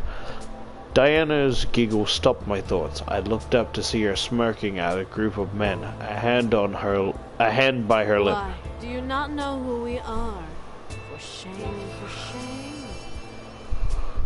Diana guided me to a chair and sat me down before sitting on the table. I practically turned red as Diana hiked her dress to where her entire legs slipped out from the silk. She crosses her legs and tosses her hair gently. We are your employers. Oh. This lovely lady is the CEO of the company, and I am her personal secretary. You men, however, are late. I stared at Diana as she stared down the group of men, like a tigress would her prey. The group collectively began to shuffle in nervousness, surprising me. Were they really believing her lie? How? Diana smiled and lifted her legs slightly, making the men lean in for a possible panty shot. I couldn't help but feel both stunned and slightly jealous. One of you needs to come over here and kiss my foot as an apology. What? I looked to Diana's foot, seeing it gently bob in slight impatience. Was she seriously going to make one of them kiss her foot? They obviously couldn't be that enthralled with her enough to stoop that so low. I let my thoughts become destroyed as I watch a man step out from the group nervously and get on his knees in front of Diana as he gently cradled her foot in his hand. I tensed and held my breath. No way. The man gently kisses over Diana's foot, making almost sultry sigh escape her lips, and sent a shiver down my spine. Diana smirked and leaned back on her hands, looking down at the man before her. My ankle next. Like an obedient servant, the man traveled his kiss to her ankle as Diana let her head fall back with another sigh. Diana, what are you doing? Proving to you how weak the human mind is. Diana raised a hand above her and snapped her fingers, causing the group of ogling men that remained to strain up like an army at attention. I felt myself tense and catch my breath in response, but I couldn't feel any power in me. A massage, another kiss. With each command, a man would separate from the group and fulfill it obediently. I watched as each man become practically a slave to her whim. Diana closed her eyes and let out a pleasured hum, making my spine tingle again. For some reason, this irritated me beyond belief. Watching her be pampered by enthralled men made some crawls in my chest, something dark. I wanted it to stop. That's enough, Diana. Diana and the men around her suddenly looked at me. Diana was a little surprised, but then slightly smirked. Oh my. Is someone a little jealous? It's not like that. Just stop it. You proved your point. Diana chuckled, making me wince. Would she stop? She wasn't obedient like the boys, so who knew with her? Diana then snapped her fingers, surprising me and forcing the men around her to huddle together where they were previously. I have my point, haven't I? Oh well. I guess I got a little carried away. Diana ran a finger over her lower lip and giggled at my face, though. What? You're adorable when you're jealous. I'm not jealous. My face turned red instantly and I covered my cheeks, glaring at Diana. She giggled again before snapping her fingers and making the room around us fade away into darkness. A mere breath later, we were back in my bedroom. With both of us on my bed, Diana stretched her arm up and smiled at me. Now do you understand the vulnerability of humanity? I gritted my teeth. Humans weren't as weak as she claimed. I couldn't believe it. Just because we were weak didn't mean we couldn't know about those who were supposedly more powerful than us. I glared at Diana. That justifies ignorance? How does that justify ignorance? Ignorance is the only safety humans get to have. If humans were to know about us, do you know what kind of chaos would occur? She has a point. For once I felt scared. Diana's eyes were cold as ice as she stared into my soul, practically giving me the frightening feeling of the future I questioned. There are already wars in the human world being fought amongst yourselves. Equality, dominance, power. The human world is practically the image of self-chaos. Innocent blood is spilled every day in your world. Doesn't matter the color or creed you carry. That is a fair point. She has a point. So imagine all the different, governments racing to get angels or demons on their side to make a much bigger bloodshed. You think blood is spilled now? There will be much more if humans knew about otherworldly creatures. Our existences can destroy beliefs and human logic. I felt the world around me go dark as I stared at Diana. Sounds of screaming and battle raged around me, but I kept my eyes to the one person I could see. Was this an illusion? Was this a trick? It didn't feel like it. Religions would crumble and civil wars would clash. Paranoia would be a constant in every human mind. And soon armies will rise up, trying to defend humanity without true knowledge of who we are and what we can do. Vampires would be forced to retaliate and build armies of their own, and trust me, they're not as friendly as the vampires in your human fictional drama. Devils would have a heyday and wreak havoc, finally finding a collective weakness in the human world to exploit. Angels would have to come down and fight their devil rivals, and the human world would become their battlefield. I could see the world Diana described flash before my eyes. I could see humans screaming and fighting each other, trying to figure out who is what and being frightful with every blink. I imagined devils like Malix ravaging cities and killing people while soldiers tried to fight back, failing and dying at every turn. The image was scary and I didn't want to imagine it. I shook my head, holding it in both hands. Before looking to Diana, my room had returned and Diana stared back at me. To my surprise, she had a concerned face. The rules are to make sure that we all stay at peace. To have us all fighting at once would result in a massive cataclysm that would engulf everything and everyone, no matter what you were.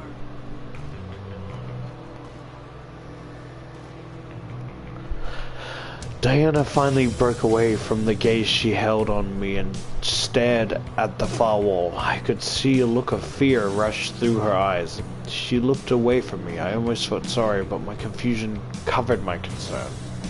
Because it's like, I would have a lot of questions, right? Taking my memories, that's not going to hurt me. It's not going to have any lasting side effects, right? No negative side effects, all going through a list, right?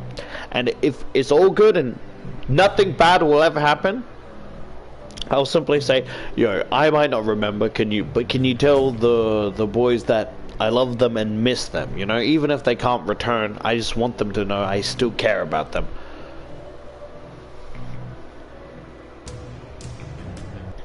Demons already have enough on our collective plates. We don't need to become the backlash victims of broken ignorance. Diana. Something in Diana's eyes made my heart almost hurt. Even though she wasn't looking at me, I could almost see all of the emotion that ran in her mind just by observing her eyes. I felt bad, terrible even for questioning her as I did. I was only a human after all. However, I felt the need to comfort her. Something was going on and Diana was holding it back. Whether or not I learned more by comforting her almost didn't matter.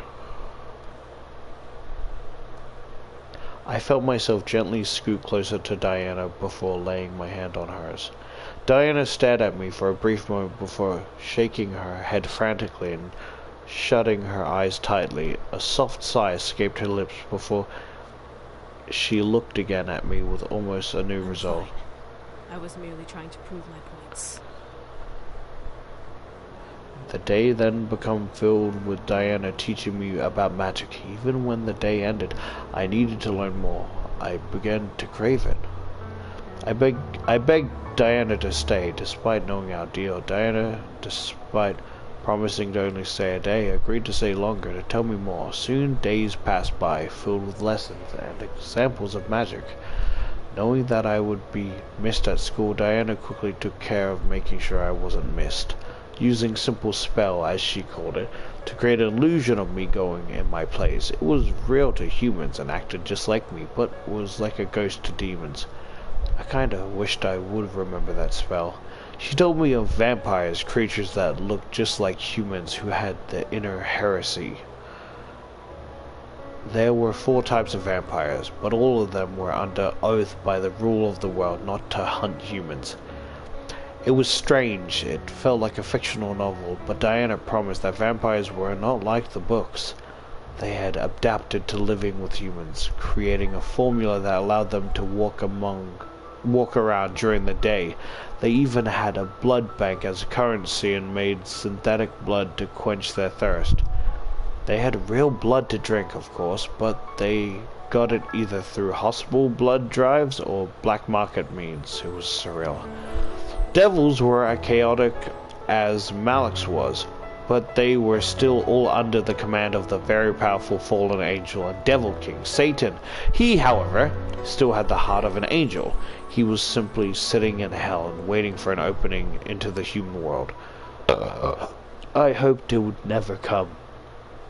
Angels, on the other hand, were not as I expected. When I thought of angels, I imagined beautiful human-looking creatures with wings and halos. I still wonder who spread that rumor. Diana explained that they actually looked monstrous. Each archetype of angel looked different, but Diana couldn't describe them all. The one that stood out the most to me was the Sephrim.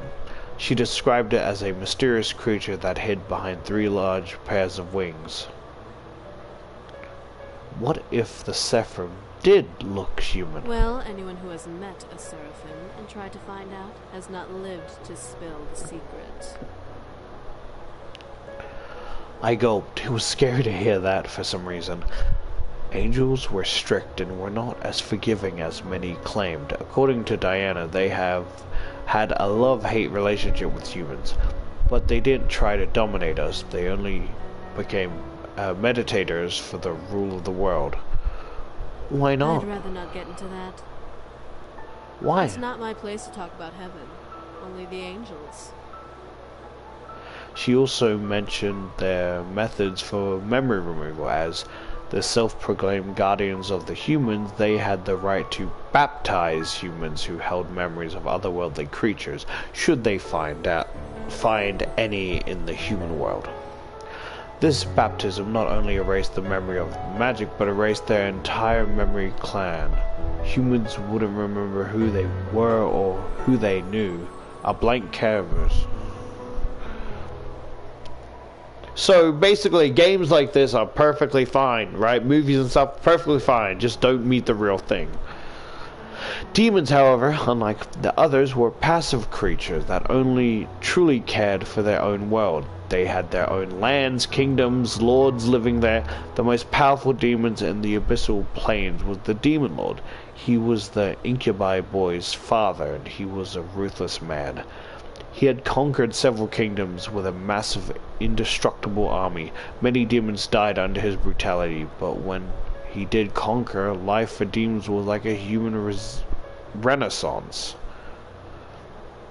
Many feared what land he would attack next. However, to everyone's surprise, the Demon Lord had tried to be peaceful with Diana's kingdom, as she was offered as a bride to one of his sons.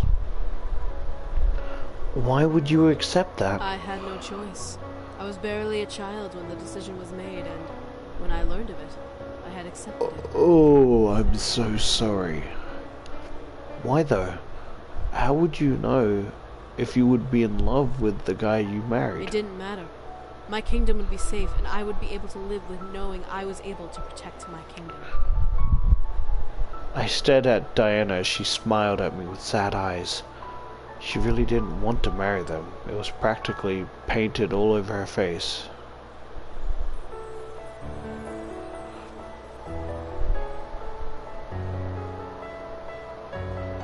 You don't have to marry someone you don't love.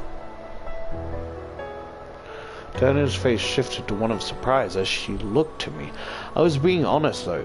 She shouldn't have to marry someone to protect a kingdom. It would be safe, yes, but you would be unhappy. Can you live with yourself knowing that? I'd rather be unhappy than see my kingdom burn to the ground. Besides, as the bride of the next Demon Lord, I'd have the ability to change things. I could disband his armies, bring peace to the abyssal plains. But what about love? Love. Diana looked at her lap and sighed. Love can't exist for me. I'm the most powerful succubus in the demon world. Anyone who would go after me would only be entranced by my power. I'm not.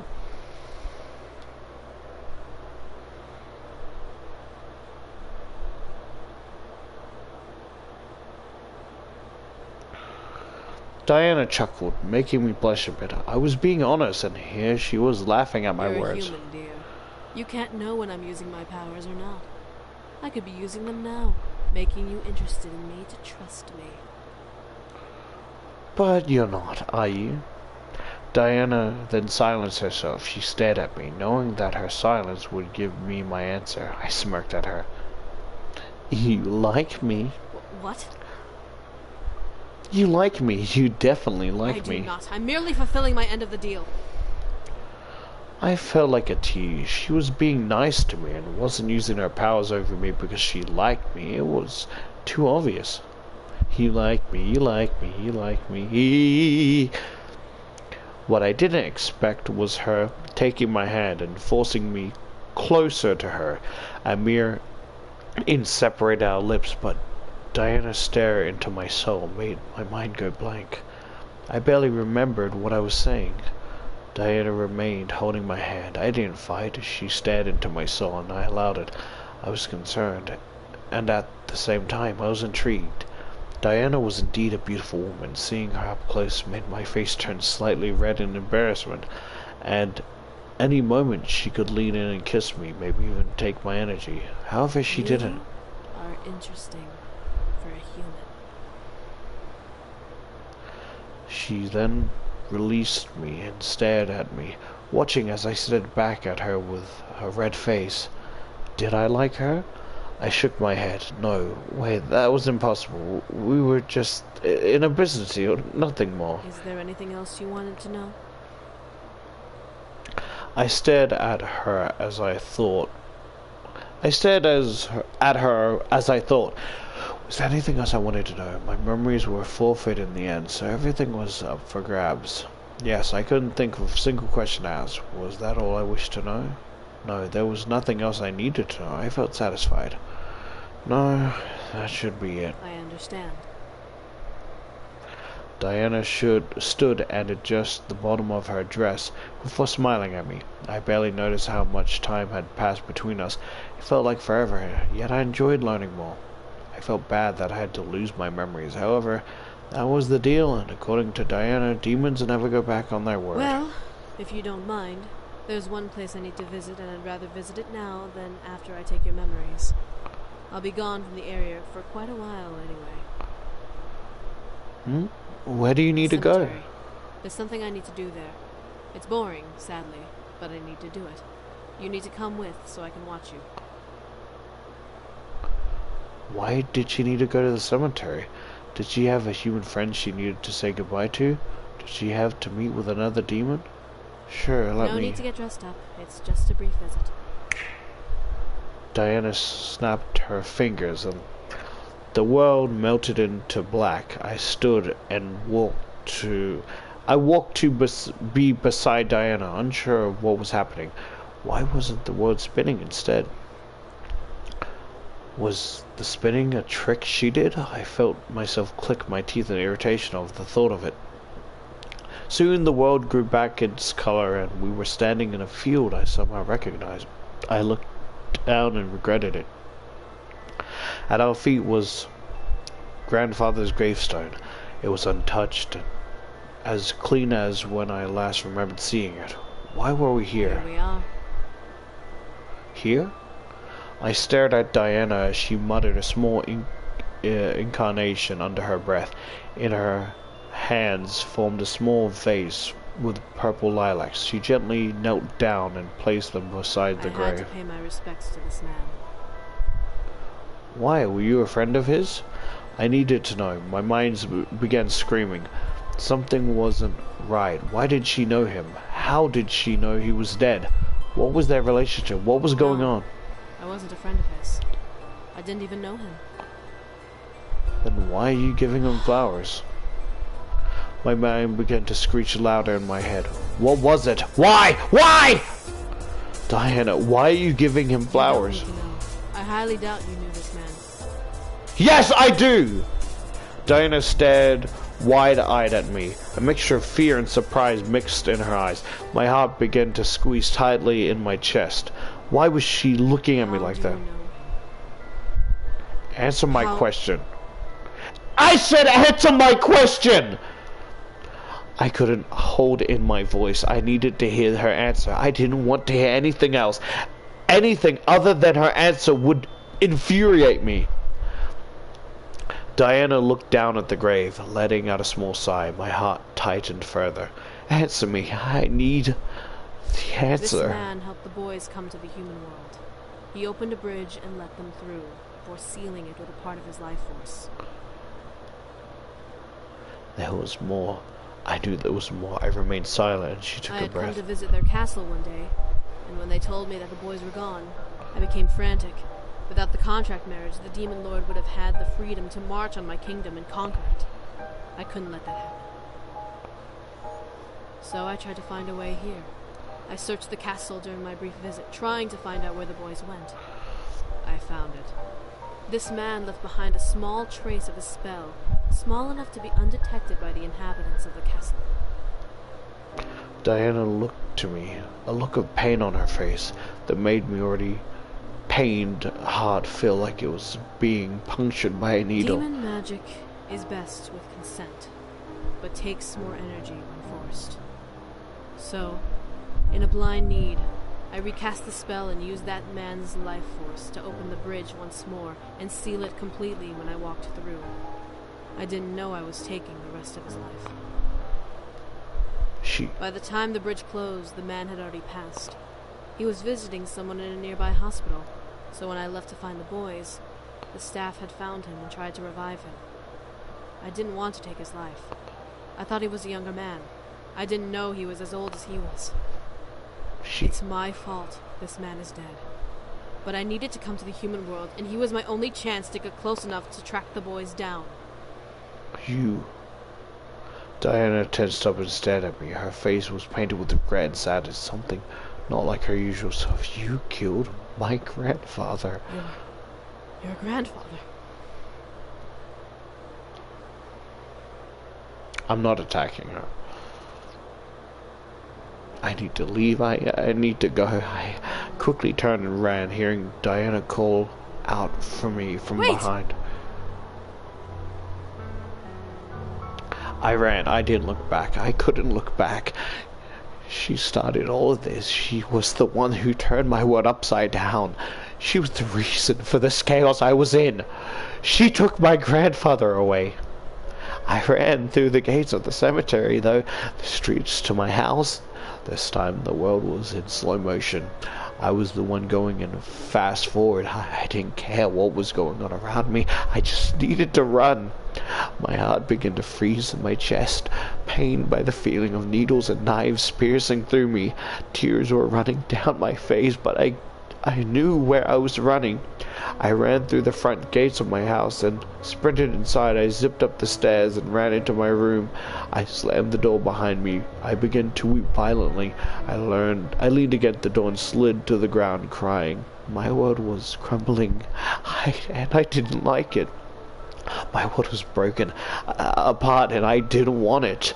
All I could do, though, was cry. My heart denied me from thinking about anything else. I cried. I continued to cry.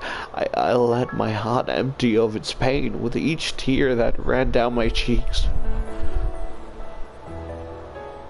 I screamed. My scream echoed through my room, bouncing around and reverberating into my ears.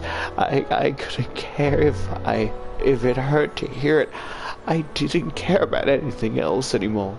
All I cared about was crying. I curled into a ball and cried. I didn't even know when I passed out. I don't remember closing my eyes and letting darkness take me. The darkness was comforting. I felt sadness, numb within it. There was no reality in that darkness to haunt me or hurt me. I wanted to stay within it forever. However, my body forced me to open my eyes. I saw the room focus around me, and I realized that I was staring at the ceiling. I was in bed under my covers. I sat up and looked around, stopping to see Diana leaning against the balcony window, looking away from me. Was she here? Did she carry me to bed? So when she ran to her room, was that not her old house, or is it this one?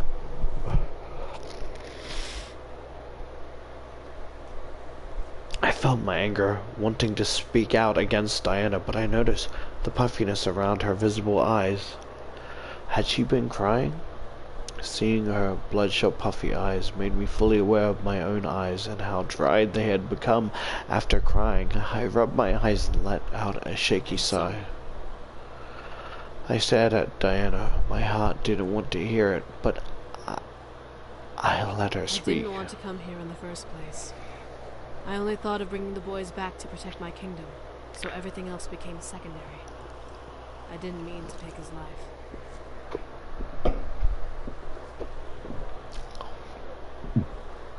Well, now you're gonna fucking take these hands.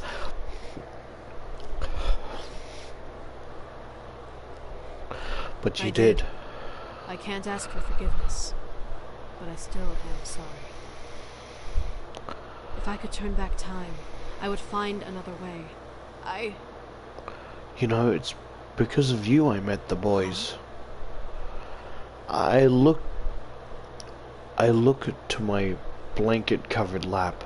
I remember the funeral, the moving, the meeting with the boys. Everything came at me at once, and now I had the one puzzle piece that fitted all together. If my grandfather hadn't died, he'd still be living here, and he'd be the one taking care of the boys instead of me, but he died and gave me his estate, so I came and met them for the first time. I looked to Diana. Seeing her sad face, I could tell she really regretted her choice, and she was upset. I couldn't sense any deception in her. I guess I have to thank you for introducing me to them, and to magic, since my grandfather couldn't do it himself. Anyway, Diana looked down, pressing her lips together and closing her eyes. I need to take your memories now. A deal's a deal. I fulfilled my part and told you everything. I had nothing left to tell you, and you can't keep those memories. I didn't speak. I watched as Diana argued into the air about taking my memories. It felt like she was now doubting the deal, not wanting to take away the truth from me. Did I want her to? This was my chance to return to ignorance. I'd never remember that she took my grandfather's life. I'd never remember everything she showed me and told me. Okay, let me save just in case.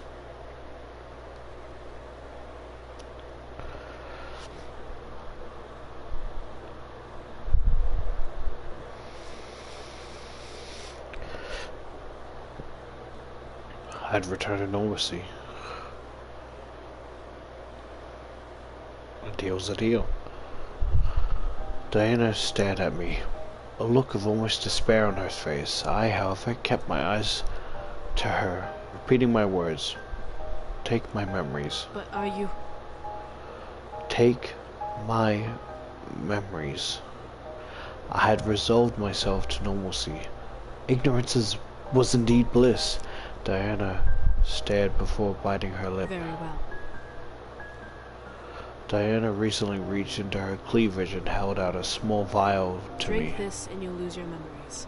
You must drink as much of it as you can. Sorry, it's a serious moment. It's just that fucking cartoon, that fucking corkscrew sound. Pardon me. I nodded before looking to the vial, my memory in exchange for my humanity. I popped the cork of the vial and gingerly brought to my lips. Goodbye magic, goodbye demons, goodbye memories. Hello normalcy. I tilted my head back and chugged the drink down, feeling its magic already starting to work as it reached the inside of my mouth. I felt dizzy and sick, but I sucked down every last drop of the liquid. I felt the memories of the boys fade away. I never met them in my house when I moved in. I never was attacked by Malix or his goons. I never was kidnapped. I never met Diana. I was peacefully ignorant. As I finished drinking, I felt my body grow weak, and I tumbled back into my bed. My vision was blurry and fuzzy. I couldn't help but let my eyes shut. I asked for this. Darkness filled my mind, and I let my mind pick apart my memories. The boys gone, Malix gone, Diana gone. I remained dreaming a shapeless dream, feeling my heart relax and repeat itself. When I woke, it was the morning. What happened? I stretched and yawned, trying to remember what had happened throughout the week. For some reason, I don't remember yesterday. That's odd. I checked my phone and read text from Naomi and Susie, wondering if I was free. I shouldn't have anything planned. Yeah, sounds great. I smiled before getting ready for school. No chance I was going to miss anymore. My life became a blur. I was once again surrounded by people moving faster than myself as I walked through my life in slow motion. I felt that I could stop and the world would continue moving in high speed. Memories of childhood haunted me throughout the day, throughout the week, throughout the month. Soon I let my entire last semester pass me by, and I was on the cusp of graduating. I never felt more nervous about my life. What would happen after I touched my diploma? Would real life just sweep me away? Would I be left alone in a void of my own doing? It was hard to say. I stared at the graduation forms covering my dining table, unable to process all the information on them. I'm gonna graduate. My mind settled into a hushed ramble at the thought of graduating. I was nervous, excited, worried, bored, anxious, and angry all at once. What was I going to do? Where was I going to go after this was all over? What was my future? And why did my house feel so empty? I sighed and put my forehead against the wood of the table. My head had begun to spin, and I needed it to stop. Closing my eyes, I counted my heartbeat as it pounded in my head. What broke my concentration was the doorbell ringing. I lifted my head and walked over into the lobby and to open the door. Who was it? It's your father. It's your father! Ah, fuck. My hands froze on the doorknob. Why was he here? I could practically feel the incoming lecture we were about to have emanating from the crack of the door. I felt my nervousness take a hold of my emotions. I simply stood there, staring at the frosted glass on the door, at my father's figure. What is it? I wanted to talk to you. It's important. I opened the door, ushering him in. There was no use in denying the inevitable. My father stepped in and looked around the lobby, like an investigative health inspector. I couldn't help but press my lips together in irritation. What did he want to talk about? You've kept the place clean. Good.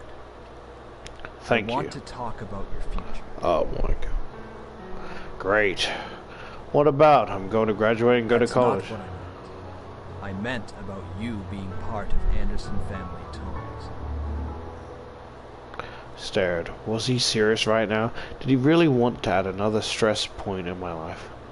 I felt myself glare out of pure irritation with the topic. What about it? Do you want to be part of the company? Was he seriously asking this? Was I getting an option? This had to be a test. This couldn't be real. You said I was to... I said, do you want to be part of it? I felt my mind go blank. Did I want to be a part of the company? If this chance was real, this was my one chance to do what I wanted with that expectation over my head. I wanted to be free. I wanted to fly high and find my own path of life. If that really was a future with the company, I would be taken there on my own choice, not on the command of my father. If my future took me far away, then I wanted that chance to go. No, I don't. May I ask why?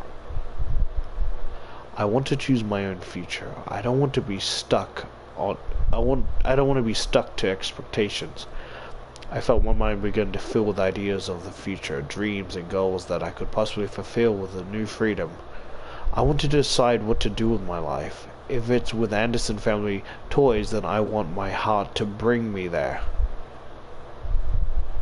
My heart tensed in fear. Was he going to scold me? Was he going to be happy? What was he going to do? His sigh almost frightened me to death. Do what makes you happy. What did he really? Dad? I'll admit, I've been harsh on you. I thought that me pushing you would make you confident to take the family company. With you being in this place, though, I was worried that you'd turn out as curious as your grandfather. Then why did you send me Because here? I wanted to see what you would do if you weren't constantly under my influence. My dad placed a hand on my head and rubbed it gently as I stared up in confusion at him. Looking at you now, I see a grown woman, ready to take on the world. I deeply regret not being the dad I was supposed to be. Suddenly, I felt my dad pull me into embrace, burying his head into my shoulder. I stared wide-eyed over his shoulder, unable to take in what was happening.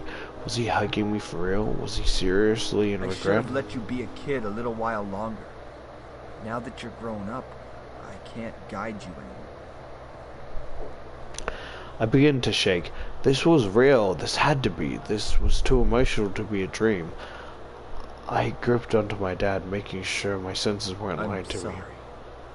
I'm so sorry. My dad pulled back slightly and gently moved a strand of hair from my face, smiling at me. I love you, sweetie. And then I broke. The world finally was able to freeze completely as I held onto my dad and cried into his shoulder. I let my mind completely empty and fill itself with memories of my dad and me. So what I think is that in me forgetting, I become comatose, and this is simply a memory of what I want to happen, right? But I'm comatose. I'll probably remember that it's real. I'll realize it's fake, and then wake up and Dan is like, how the fuck are you still, like, you know?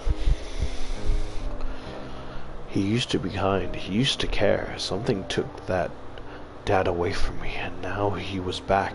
I could feel his love for me as he held me close and let me cry into his shoulder. He finally said, I love you, Father. My baby girl. I'm so proud of you. This bitch is a vampire, bites into my neck, takes a chunk out. You fool! You have been gobbled by the Goblin King. You will pay for every delusional sin you have committed.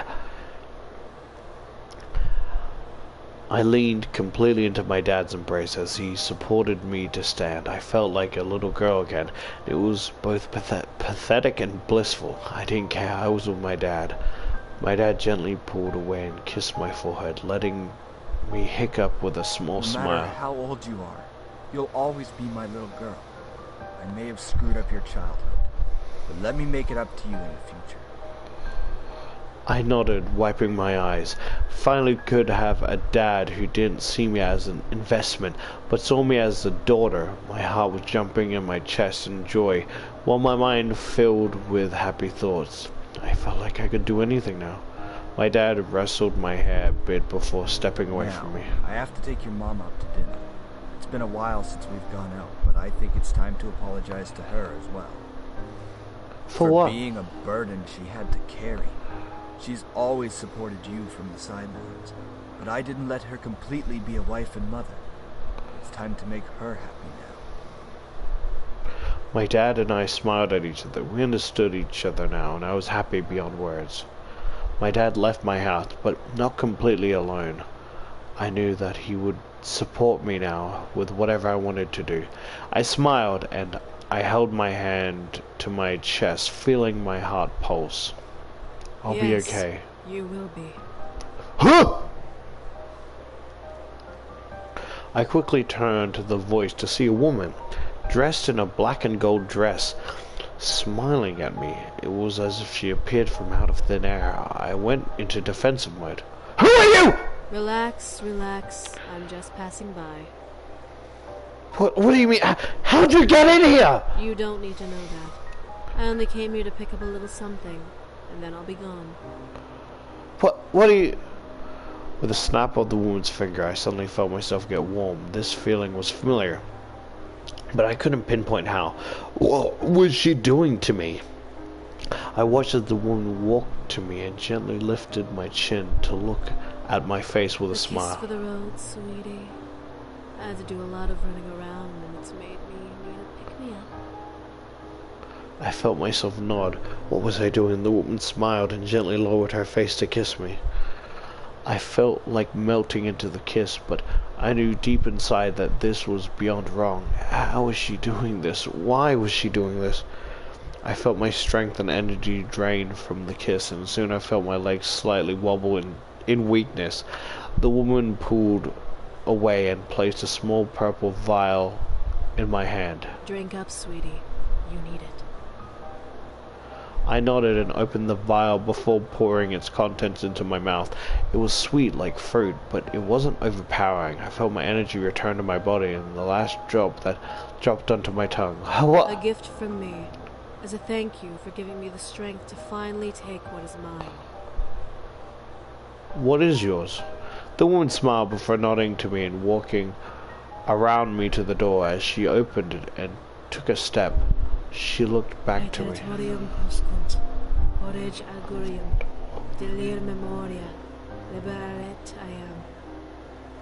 You know that reminds me. It's like of and it's like me trying to speak a sentence in a Latin class. Did I do it right? And it's like the demon I summoned. No. Well, it was something dumb like that. As she closed the door behind me, I suddenly felt my mind go back to being happy. What just happened? Oh, right, my dad just left. I felt more confident than ever and knew what I could take on anything.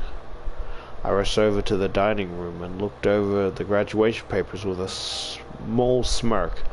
I can do this. Eventually, my graduation came along. I walked across the school stage and took a hold of my diploma with grace.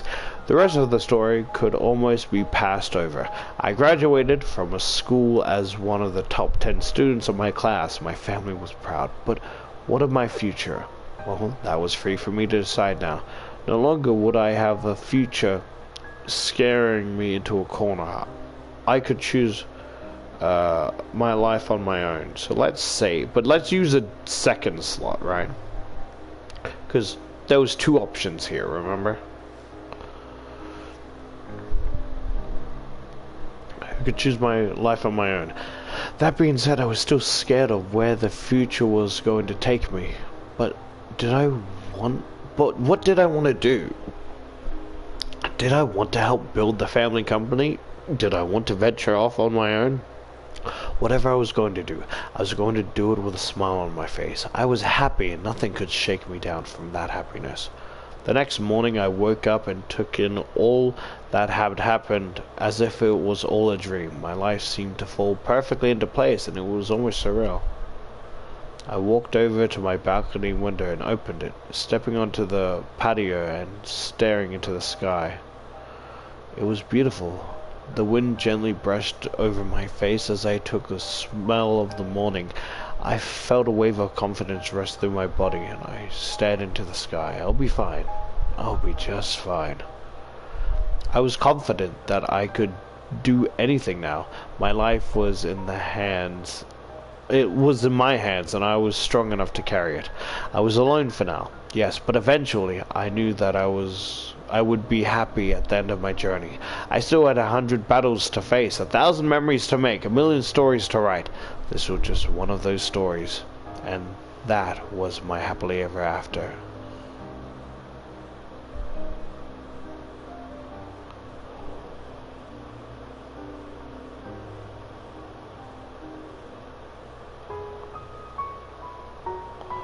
What the fuck? True freedom. I got an achievement.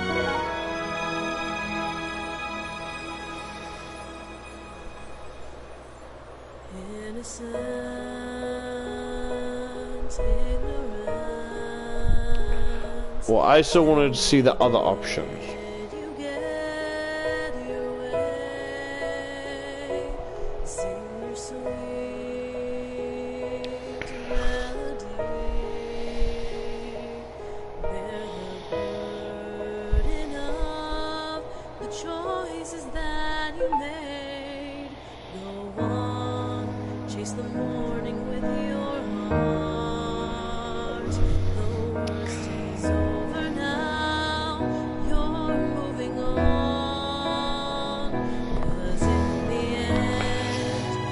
story's over then. You'll love the path you've walked on all along. Fly high, let your fingers touch the sky. Your journey's far from over. There's a million stories left to write. Be free to explore the life you seek, to embrace the love you carry. Know the choices that you made were right.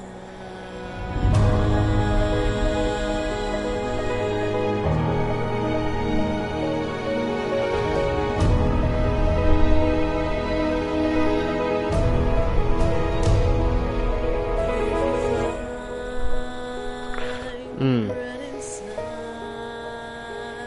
Don't let the pain take over your life. Soon you will see that you are free. Take the future in your hands now. It's in your sight. Go on. There's no better time to start. Your path is clearer now, urging you on. It's a good game, but I'm just... Of course, with my luck, I get the shit endings. My first ending, I fucking died.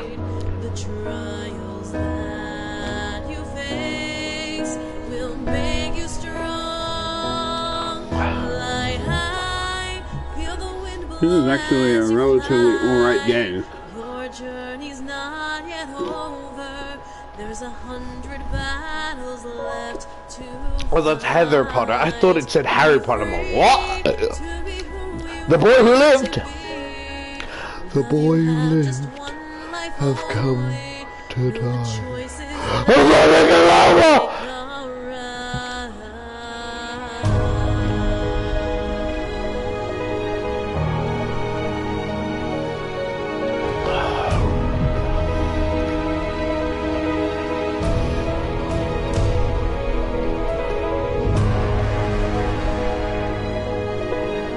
This is a fan base. Crab Nipples, Bob Dick, and Richard Pickles. Please just don't ask. Bob Dick, Crab Nipples, and Richard's Pickles. Please just don't ask. There's a million stories left to write. To explore the life you seek, to embrace the love you carry. Know the choices that you made.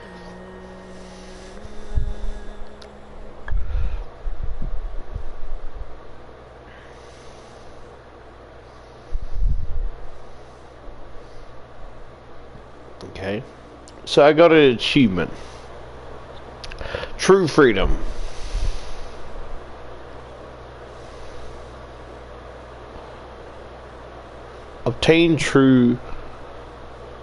Obtain lawful ending.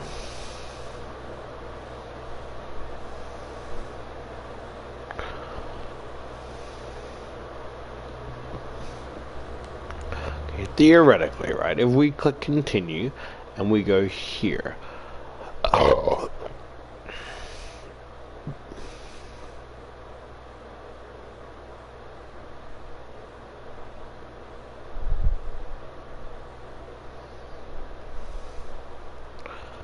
Diana stared at me, a look of almost despair on her face. I, however, kept my eyes at her.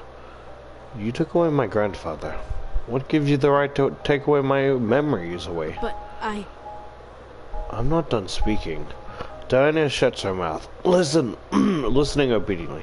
I need to speak my mind. She had no right to take anything away.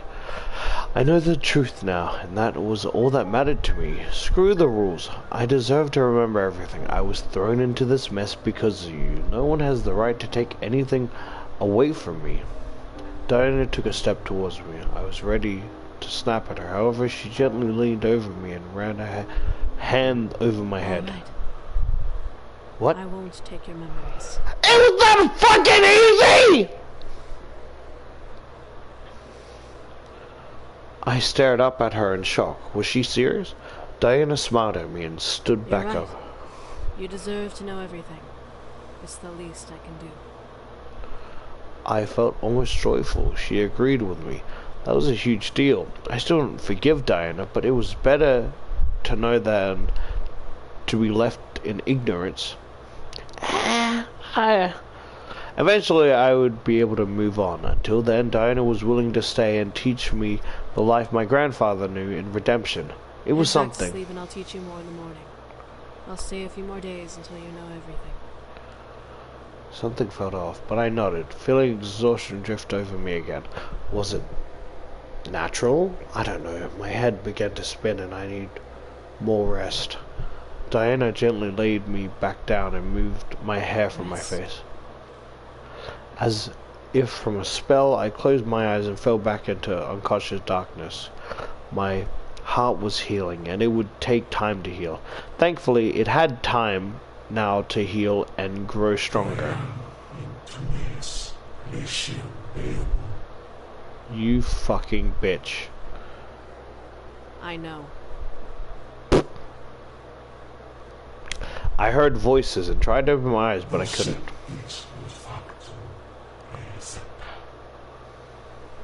You don't need to remind me, Angel.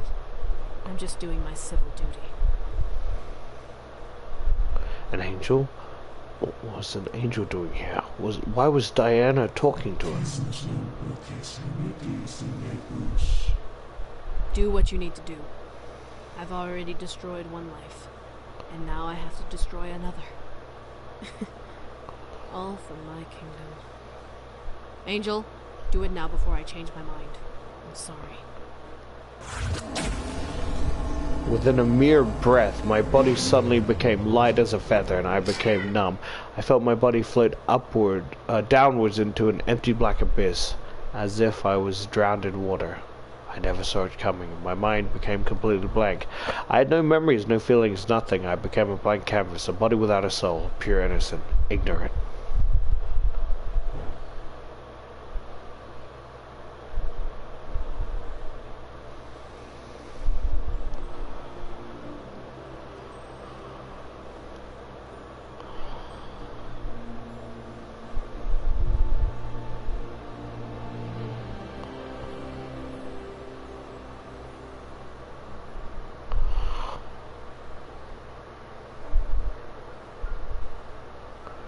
You motherfuckers.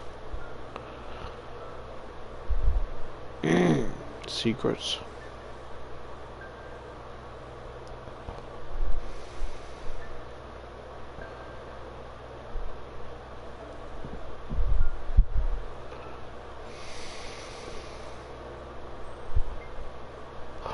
Oh! Okay, so you gotta find them.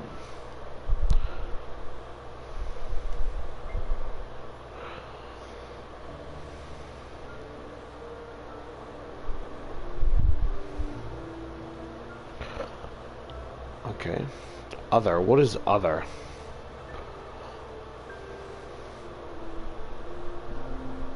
Oh.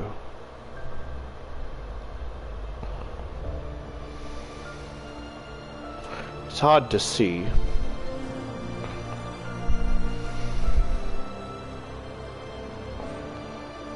Okay, so I'm missing one.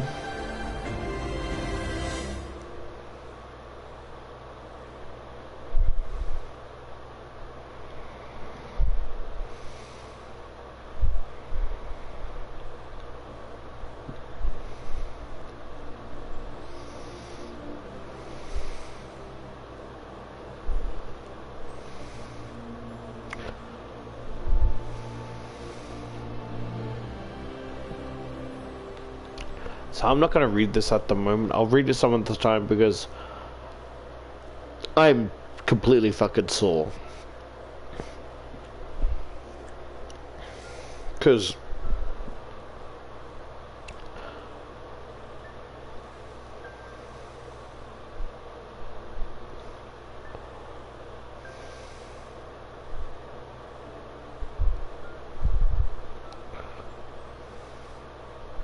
Yeah, I'm not reading all that.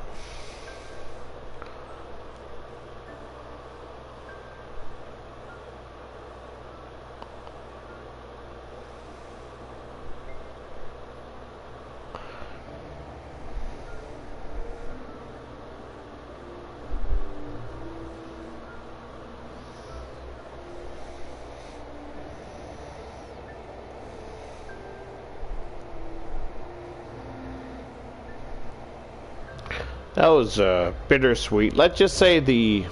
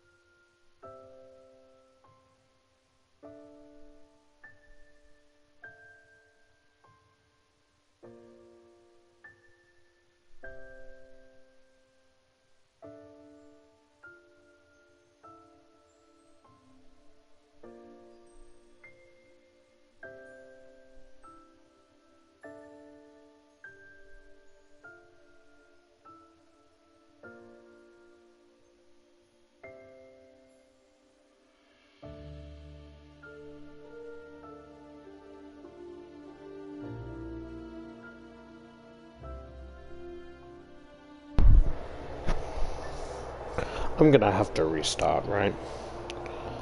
Because unless, right?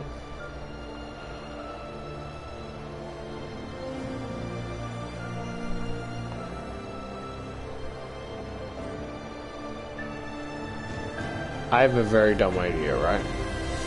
A very, very dumb idea, right?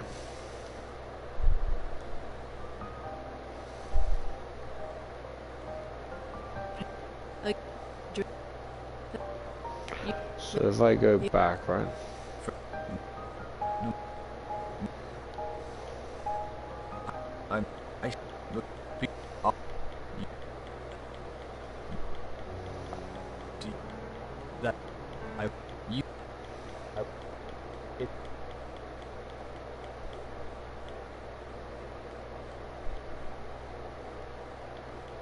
I can't go back.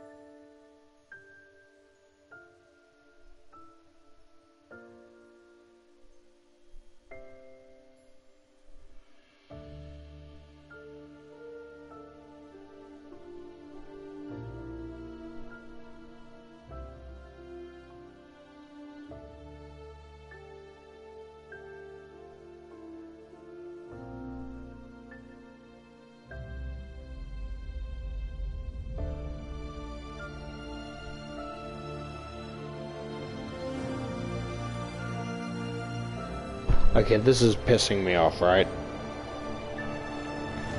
Because it's like,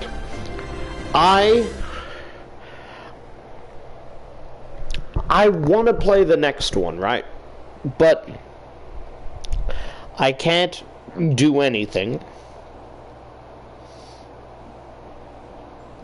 I can't do anything because I want the canonical route, right? Because if I go true, like the neutral ending, right, and then go into the second game and it doesn't explain how they came back because I got the wrong ending, then it's gonna piss me off.